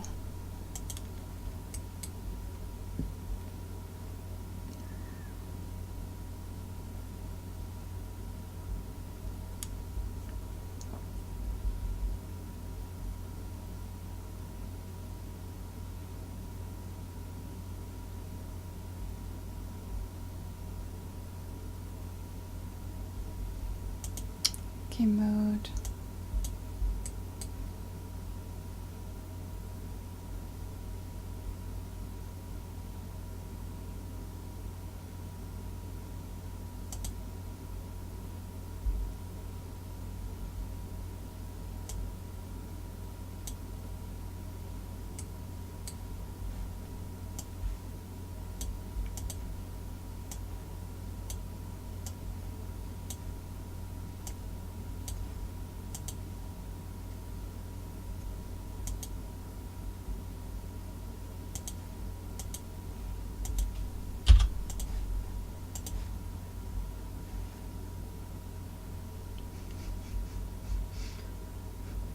God damn it, Rory, you're hilarious.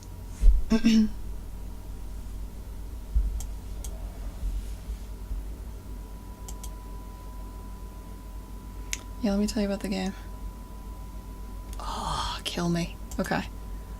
Someday the game will look good. Someday the game will be good. That day is not this day. This is Kine. Kine is a narrative 3D puzzle game about 3 little machines that dream of being musicians, so they practice music at night. This is all heavily work in progress. If you want to see kind of what I'm going for, you can check out the trailer on the Steam page. What you do is... Oh god, now everything's broken. Wow. You load up into one of these... Oh. Oh, my controls are reversed. I broke everything. I'm gonna have to describe the game later. It's a narrative 3D puzzle game about little music boxes. But I broke things far worse than I anticipated just here. It's a problem. So, what the... You cannot do what I did. What I did is bad.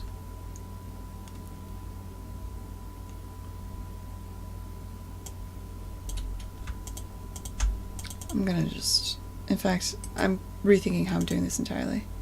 I don't think I need this at all. I think I just need to say... What are you doing?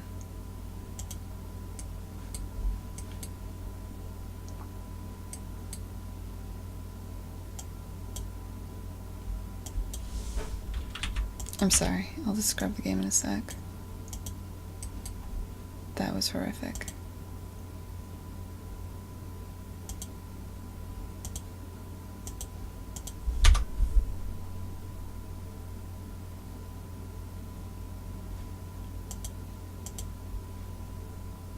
This is Rue. She's a piano. There we go. Got my character back. And this area is kind of like the opening area. As the game wears on.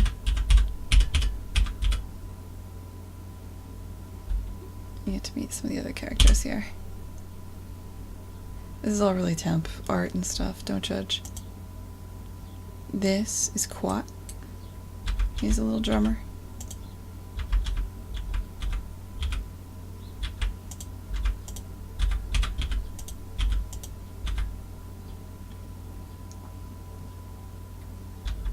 Once you get past this, it gets a bit harder, slowly but surely.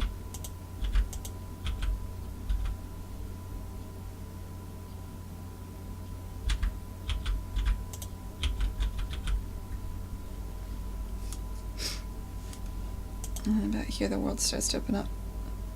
And I'll just show you. This is Euler. He's character number 3. He's your little trombone dude.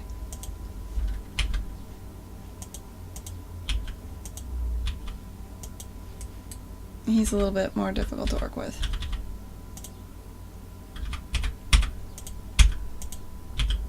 But obviously, Euler is the most elegant.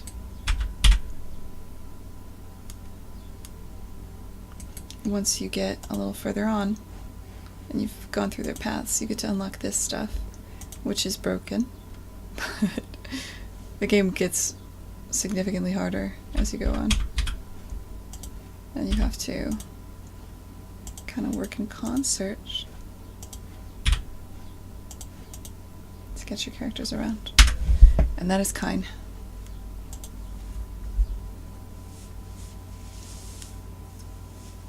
Narrative beat is not temp. Thanks. I mean, there's a lot of work to do. Just a ton of work to do. And obviously there's tons of temp art and lighting, and eventually it'll all tighten up and it'll come together. It's just going to take a bit of time. I was going to keep everything in this game to jazz, Sergeant Hudley. I want to talk with my musician. We've been kicking back and forth what we're going to do for the music. Because there's certain... I'm being a real brat about certain things. Like, I want there to always be a constant bass that doesn't change throughout the game. I want there to be... right now, I didn't show you guys the music. Here, let me turn it on. Why not?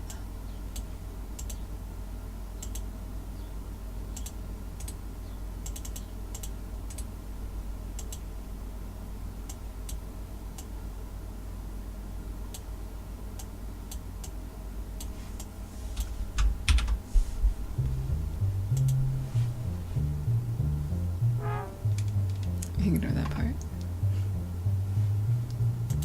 So what's supposed to happen is as you play through the levels right now, the music kind of builds.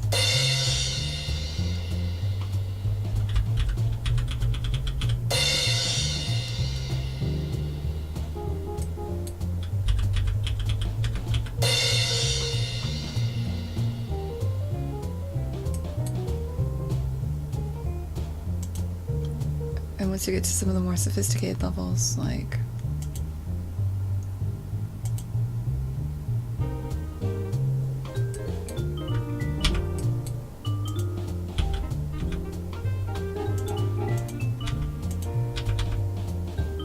What did I do here?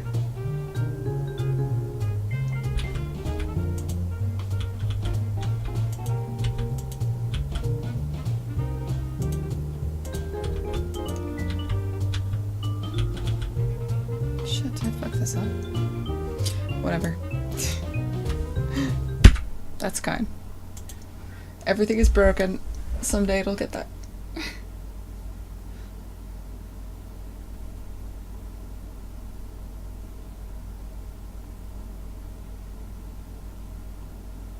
This is all being made in the Unreal Engine, UE4.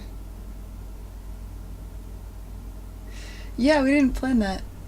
Kind in line.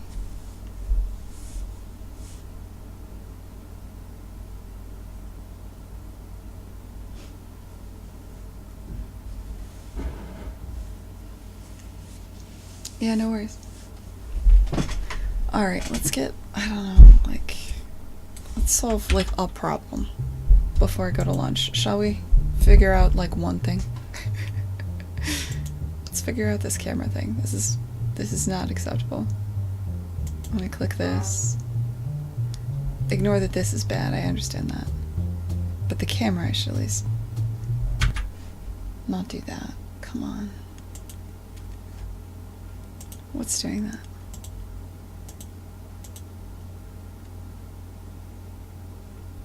Camera to gameplay HUD.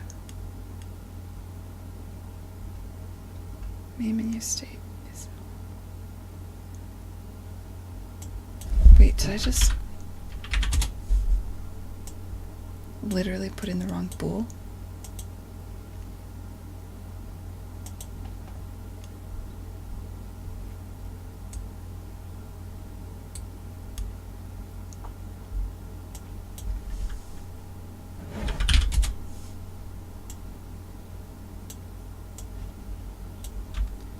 I just need to do this.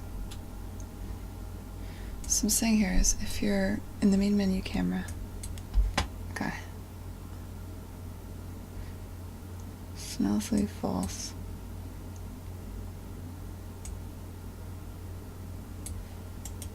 Also, let me verify.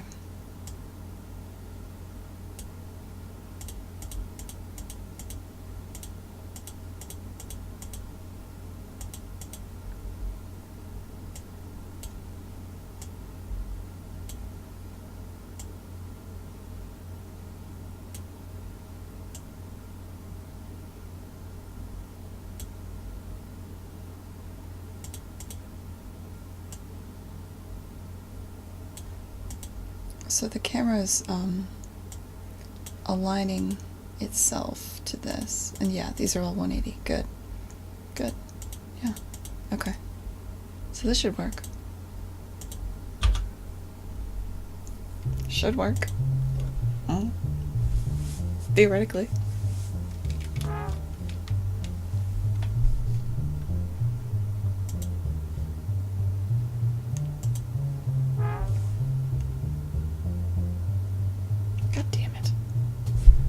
What are you doing? So...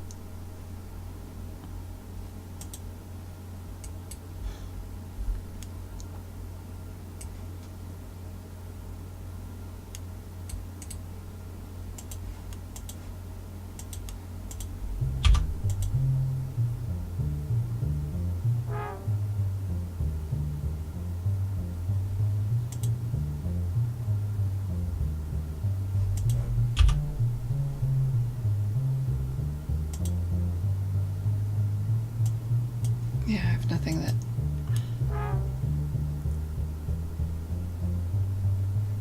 Okay, I'm writing this. This is false, that's what I want.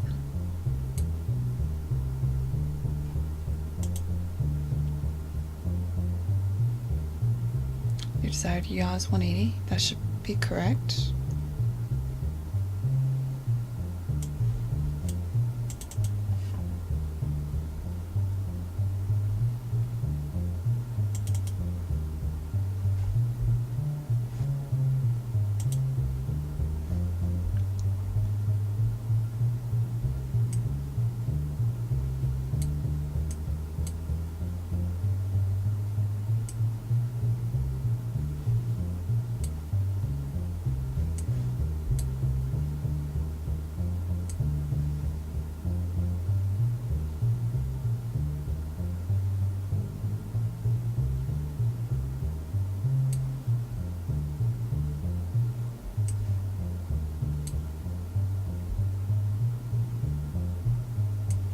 Wait, what?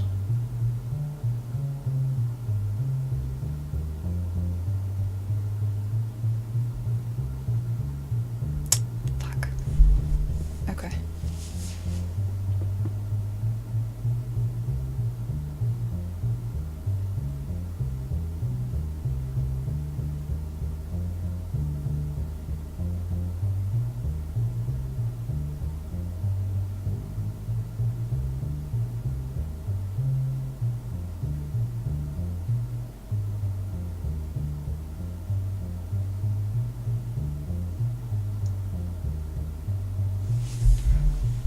So the reason why this is so complicated is because where your camera is also determines what WASD does, right? So if your camera is facing this way, then hitting W moves you negative in X, whereas if your camera is flipped around, then hitting W moves you forward in X. And that's why there's all this stuff in here for offset, and that's why before when I just threw 180 into the constant offset, it flipped my controls around. What I really need to do is have a way to knit the camera. That's just...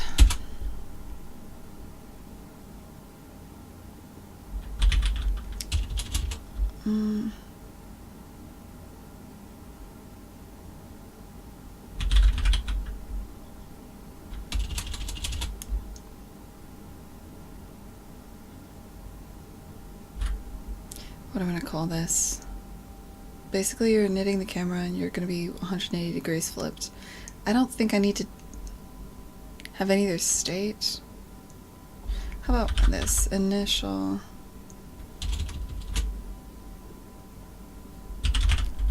force.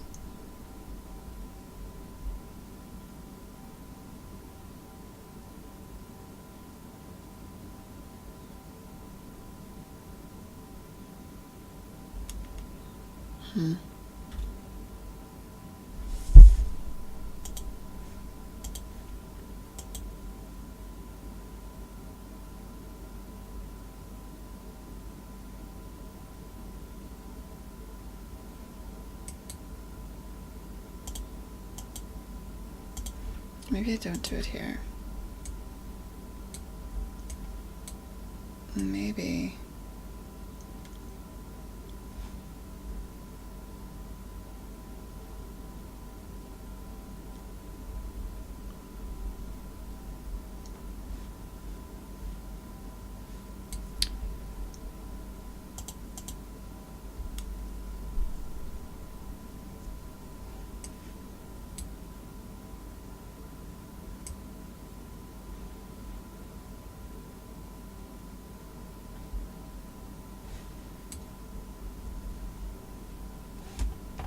The game mode.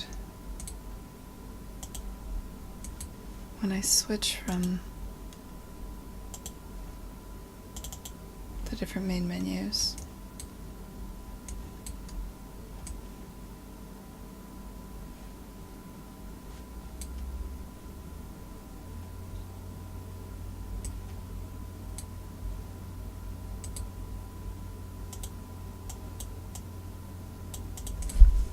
get the player controller. Wait, do I already have this? No. Okay. Cast the blueprint. Set, what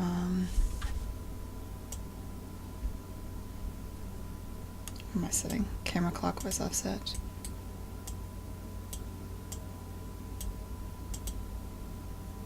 To 2.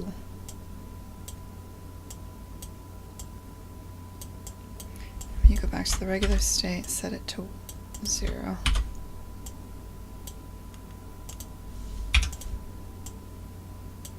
That way, now the controller already, now the controller always knows which way it wants to be.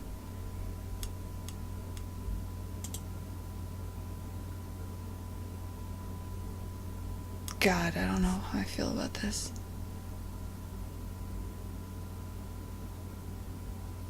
Because there's a world where you change the state and then you resume. I don't like this at all. I don't like this.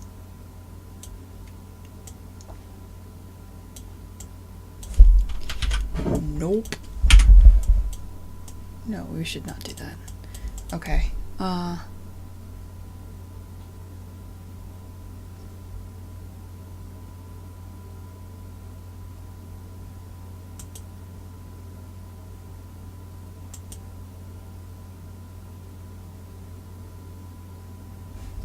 gonna read the chat real quick.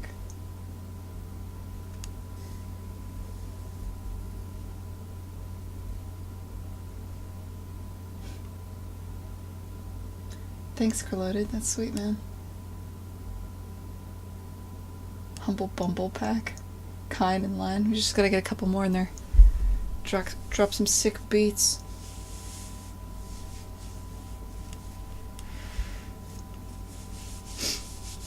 Alright.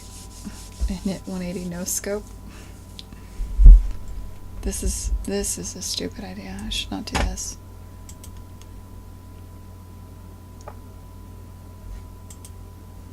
Maybe...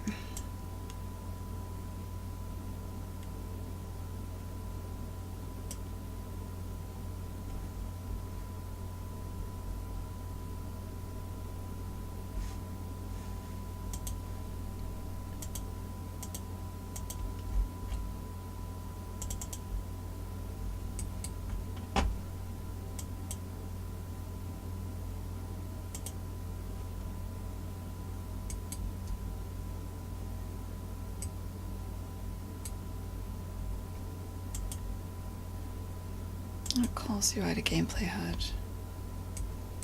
Okay, so here's where we were messing with the camera.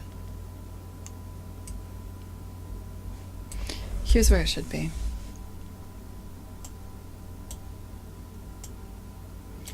Anytime you go to gameplay HUD, get the player controller.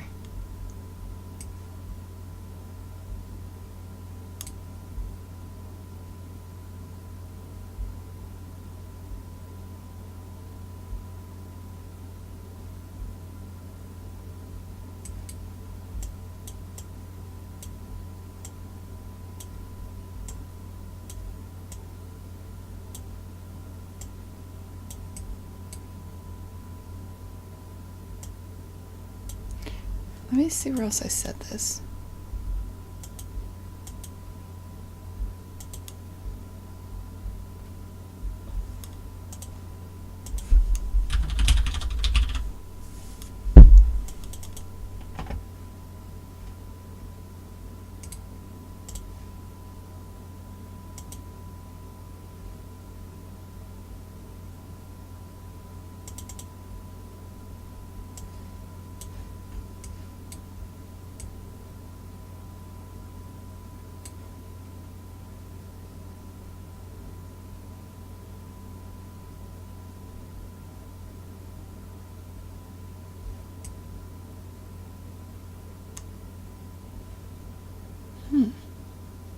So I shouldn't need to do this. I should just pass in a desired yaw of 180 and it should just work. Oh my god, I'm doing all this for no reason.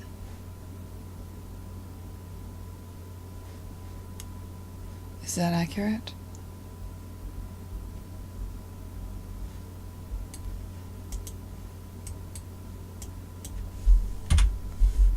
But then why isn't it working?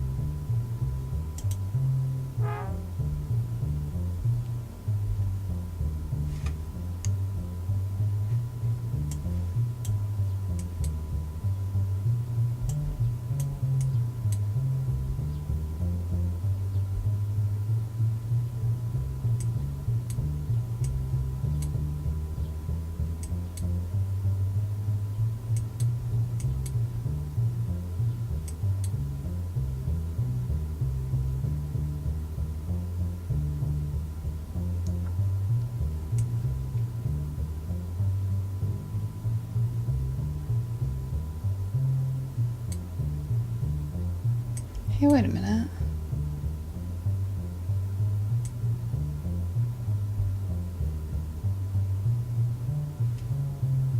What the fuck?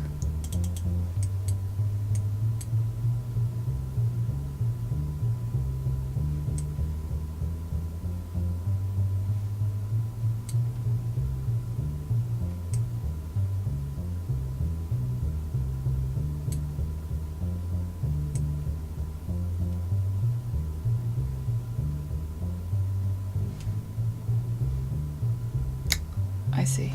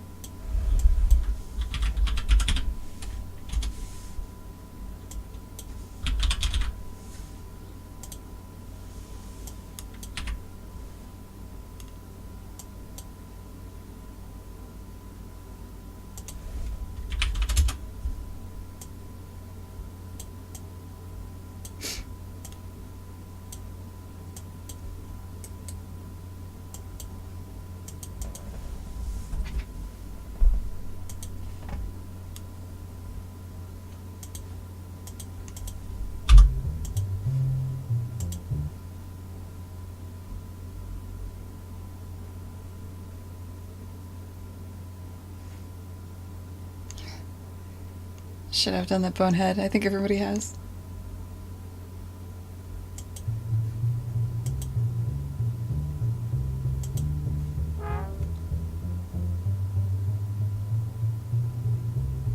Oh, I hit a breakpoint. But I cannot see. I hate that. That's the worst.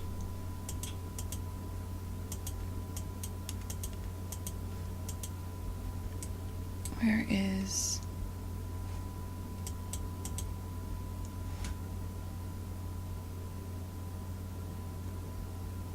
What's the breakpoint I hit? Was it here? here? There it is.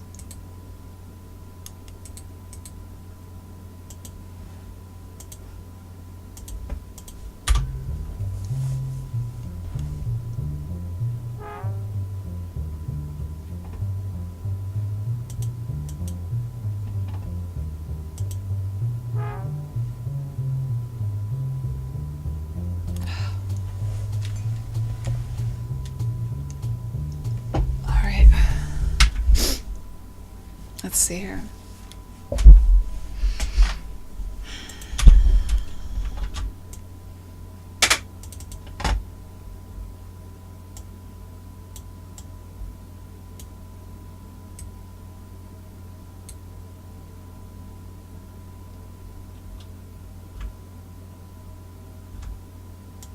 Oh. Yeah, okay.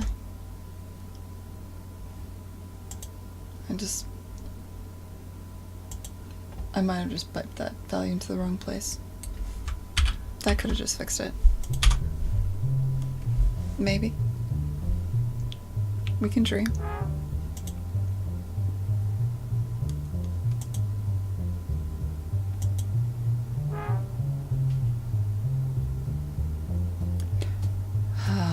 Wasn't that lovely?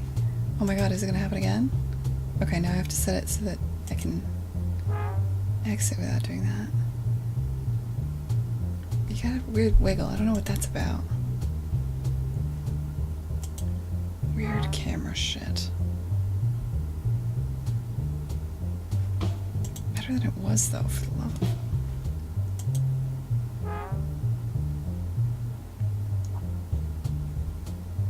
Okay. Now let's figure out why you're doing that weird camera stuff on the back end. So, when I go from gameplay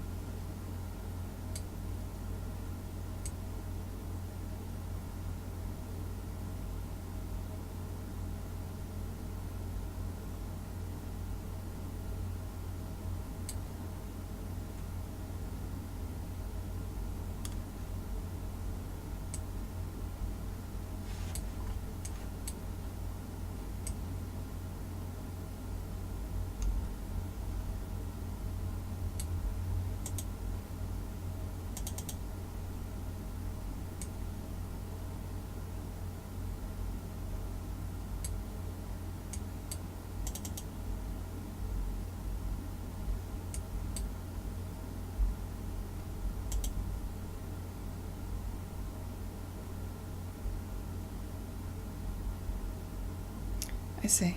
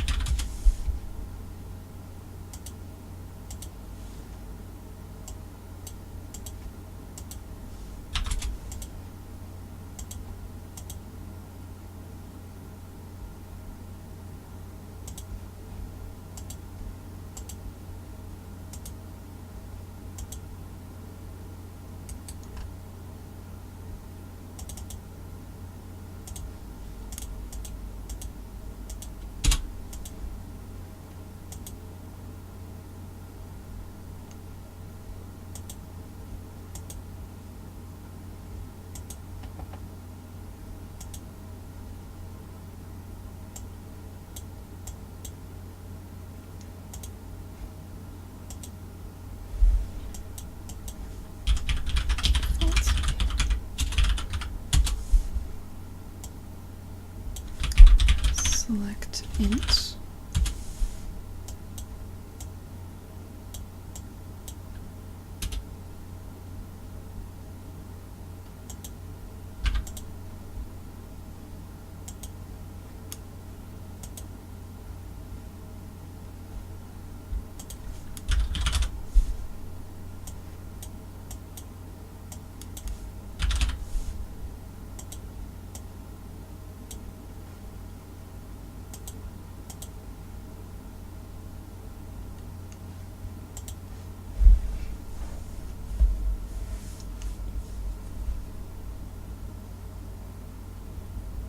Hey, good night, Bonehead. Thanks for checking in from Sydney, man. That's sweet.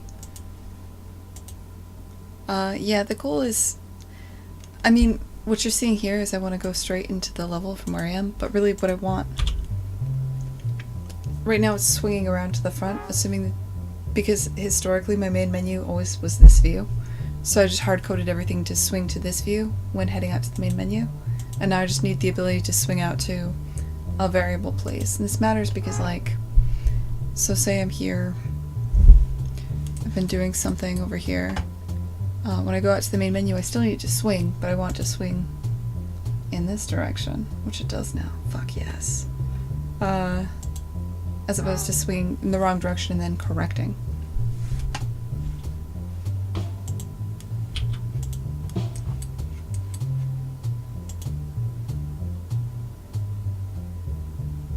Groovy.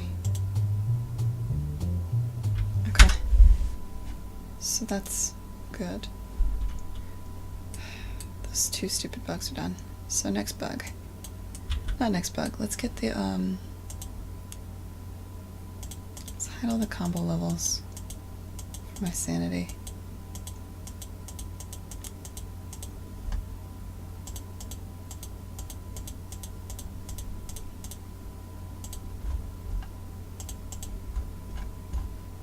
Good.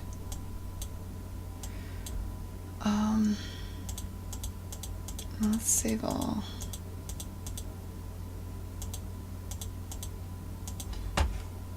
And then let's just really quickly finish up what this menu will actually look like. So, stand swiveled. This is where you are when we're in the main menu.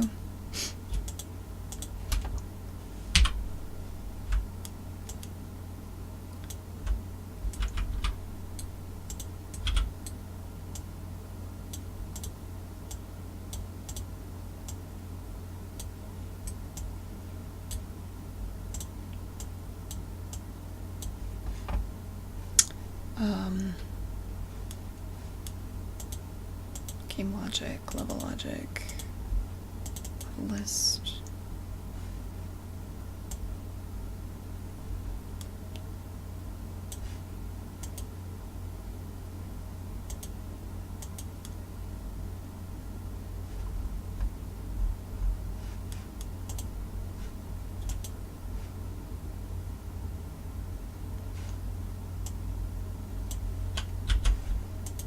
So I'm just going to give these the tags so that they do what I want them to do.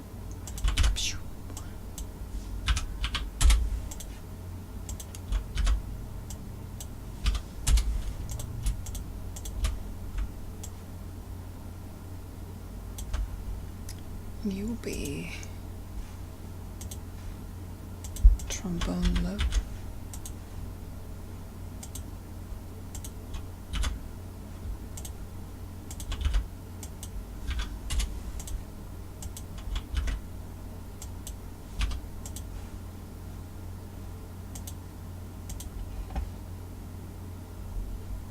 Okay. In the main menu.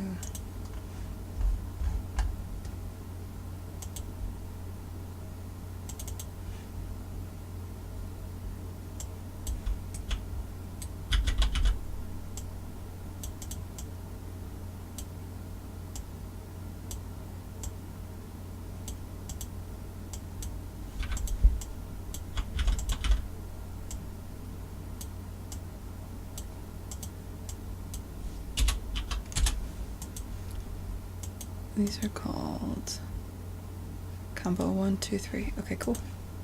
Sweet. So that should do it, maybe. Assuming my systems are all set up correctly. Which I don't know why we would assume that, but let's go with it.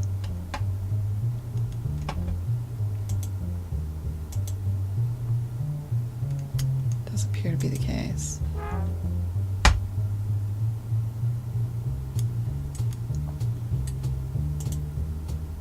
Yes.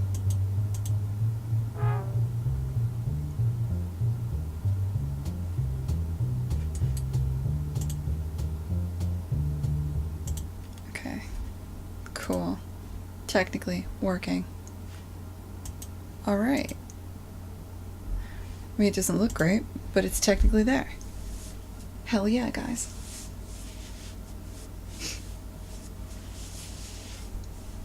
Yeah, the musical notes are temp. I don't know what I want them to be yet. I don't really know what I want for the menu for the most part. I know certain things that I want. The main menu is probably the thing that'll come online near the end. Like, I need to get this functional so I can give this to people and they can play through the game. Even though the main menu will look ugly. I do want to get the bones in for certain things, just to make sure that they work. So I do want to animate the stand swiveling, for instance. I might not do the whole treatment I want, where the level draws based on the sheet of paper and stuff like that. Like, that'll have to come online later. But I want to get the bones in at least. I know for this part of the main menu, the initial part,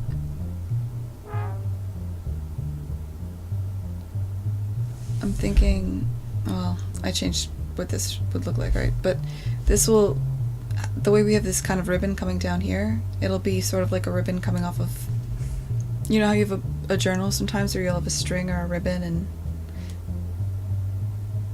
basically, like, I'm going to take that ribbon and I'm going to do a similar 3 ribbons that go along this way, and the crit path for the trombone. And I don't know what the button will be that you press. Right now I'm just using these musical notes. But that's super temp. I don't know what it'll be yet.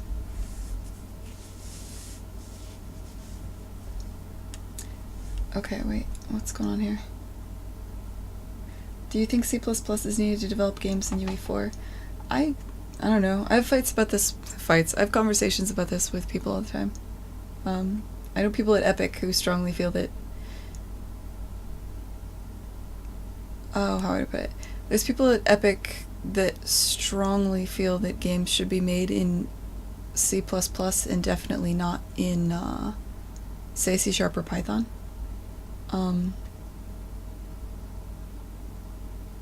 There is people at Epic that disagree and think C# or Python would be a sweet addition to the engine.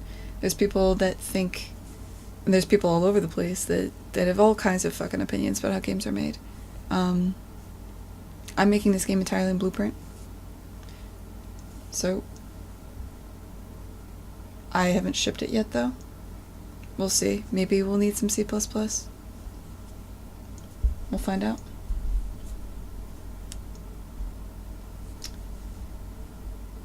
Hey, P.I. Jellypin.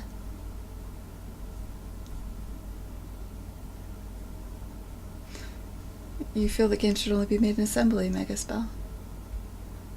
That would be very prohibitive. That sounds like a huge pain in the ass. I mean, obviously there's no one way to do things. And people have very strong opinions about this stuff. I can tell you why I love the Unreal Engine. I can tell you why I decided to do this in Blueprint. That's mostly just, it was way faster to prototype in Blueprint. You take the hit on the back end, knowing that there's going to be a lot of refactoring and possibly some performance problems. Well, there will be performance problems. Like, there's no question that the more lower level you get, the less likely you are to run into performance problems, right? I would argue that the Unreal Engine by default isn't going to run on a super low spec machine anyway, so it's not that big of a deal. But, you know. Different strokes. I wonder if blueprints are restrictive in any way. I mean, of course they are. They're incredibly powerful.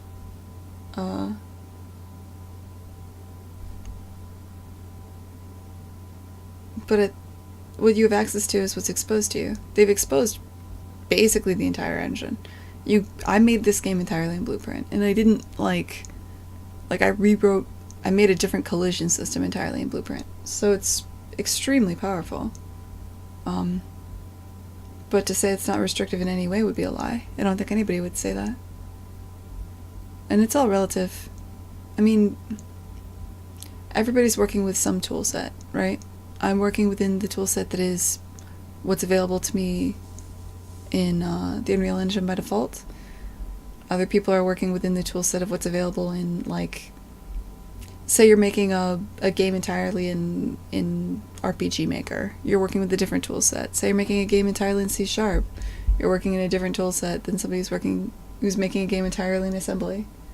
Like, there's just... You choose what you want to focus on.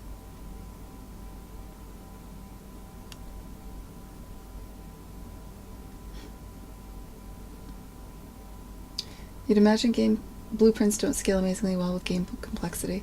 Well, how much you keep in Blueprint versus what you put in your code definitely does change things for a larger game.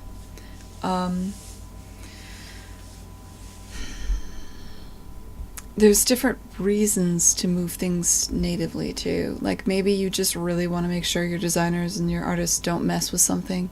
A quick way to make sure nobody can mess with a variable is to put it in code. I would argue that's the wrong reason to do it, but that's the thing that definitely happens. Blueprint can be extremely scary for large teams and largely complex games in particular, because you can do anything from anything. So if you put down an actor and that actor is just a static mesh for a tree, but within that tree you can say that when the G key is hit, take control of the player controller, delete the player pawn, and I don't know, generically break the game. Like, you can do all kinds of insanity anywhere and toss it into any actor, which is very, very powerful but very scary on a large team. Yeah. There's different ways you get around that. There's a lot of debugging tools that are really powerful. So,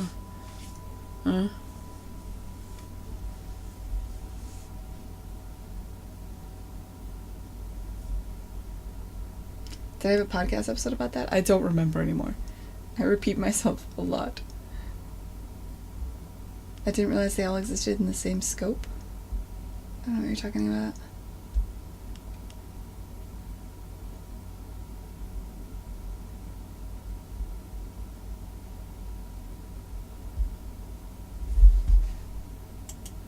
It's 12:30. I think I might need to go get some lunch. Chris is doing well. We didn't put out the last podcast because he was busy getting married. He actually apologized. He was like, Gwen, I didn't have time to edit the podcast. My wedding is today. And I was like, you know, man, that's okay. Take a day, do that. That's cool. That's fine, man. Oh, yeah. If the tree is loaded in a level, and there's Blueprint in it that says hit the G key, it'll take control of the player controller and do whatever. Yeah, there's nothing stopping you from doing that.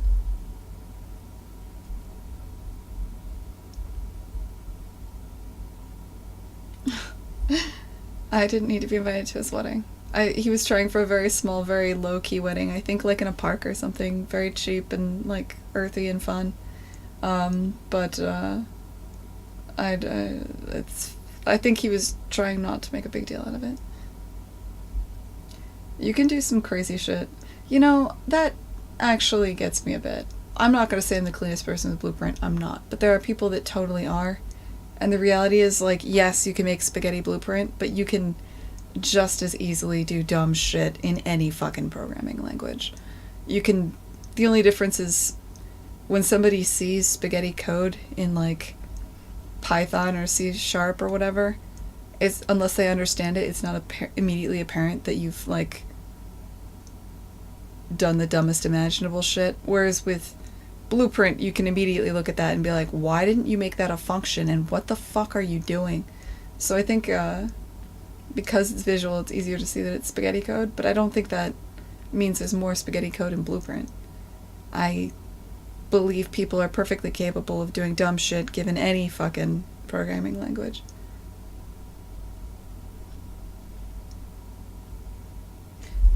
Oh, P.I. Jelly, I've been working on the game since about August.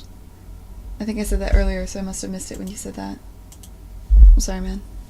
I tried CryEngine once a very long time ago. I'm sure it's completely different now. Back when I evaluated it, it was 7 or 8 years ago, I think. And I am bad at reading, this is a fact.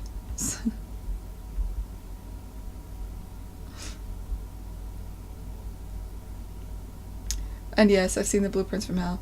Usually I look at that and I think it's just... Like, I get it. Making things is complicated. Usually they just need to structure their stuff differently. Define variables rather than... I feel like most of that spaghetti code is somebody really trying very hard not to make a global variable for some fucking reason. And I don't know why.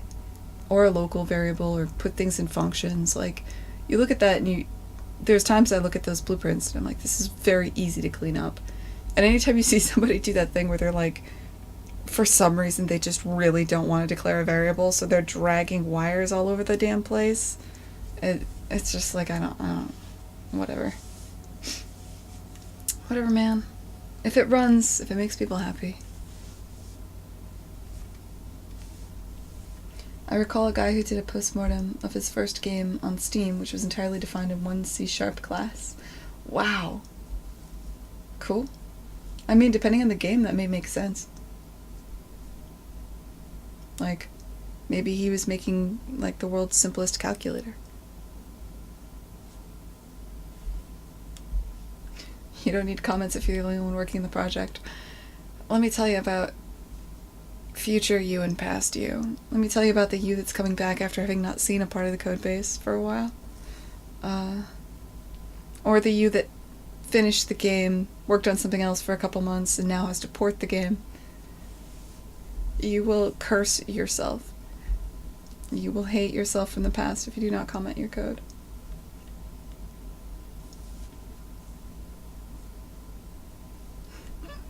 His postmortem was, I didn't know any better, and I'm sorry.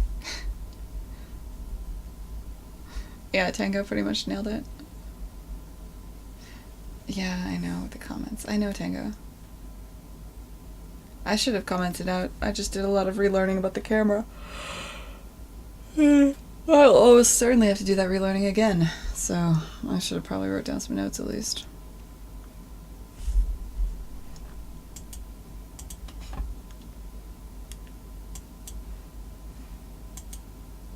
But yeah. Did somebody at some point host me or something? I just realized I got like a ton of new people on Twitch.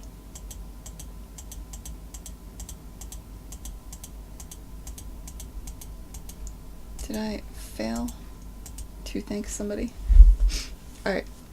It is 12:30 and I'm going to go to lunch, and I will be back after lunch with a new vigor and energy and ready to crush. I'll see you guys later. Maybe slightly less hungover. I make no promises. Thanks. Bye.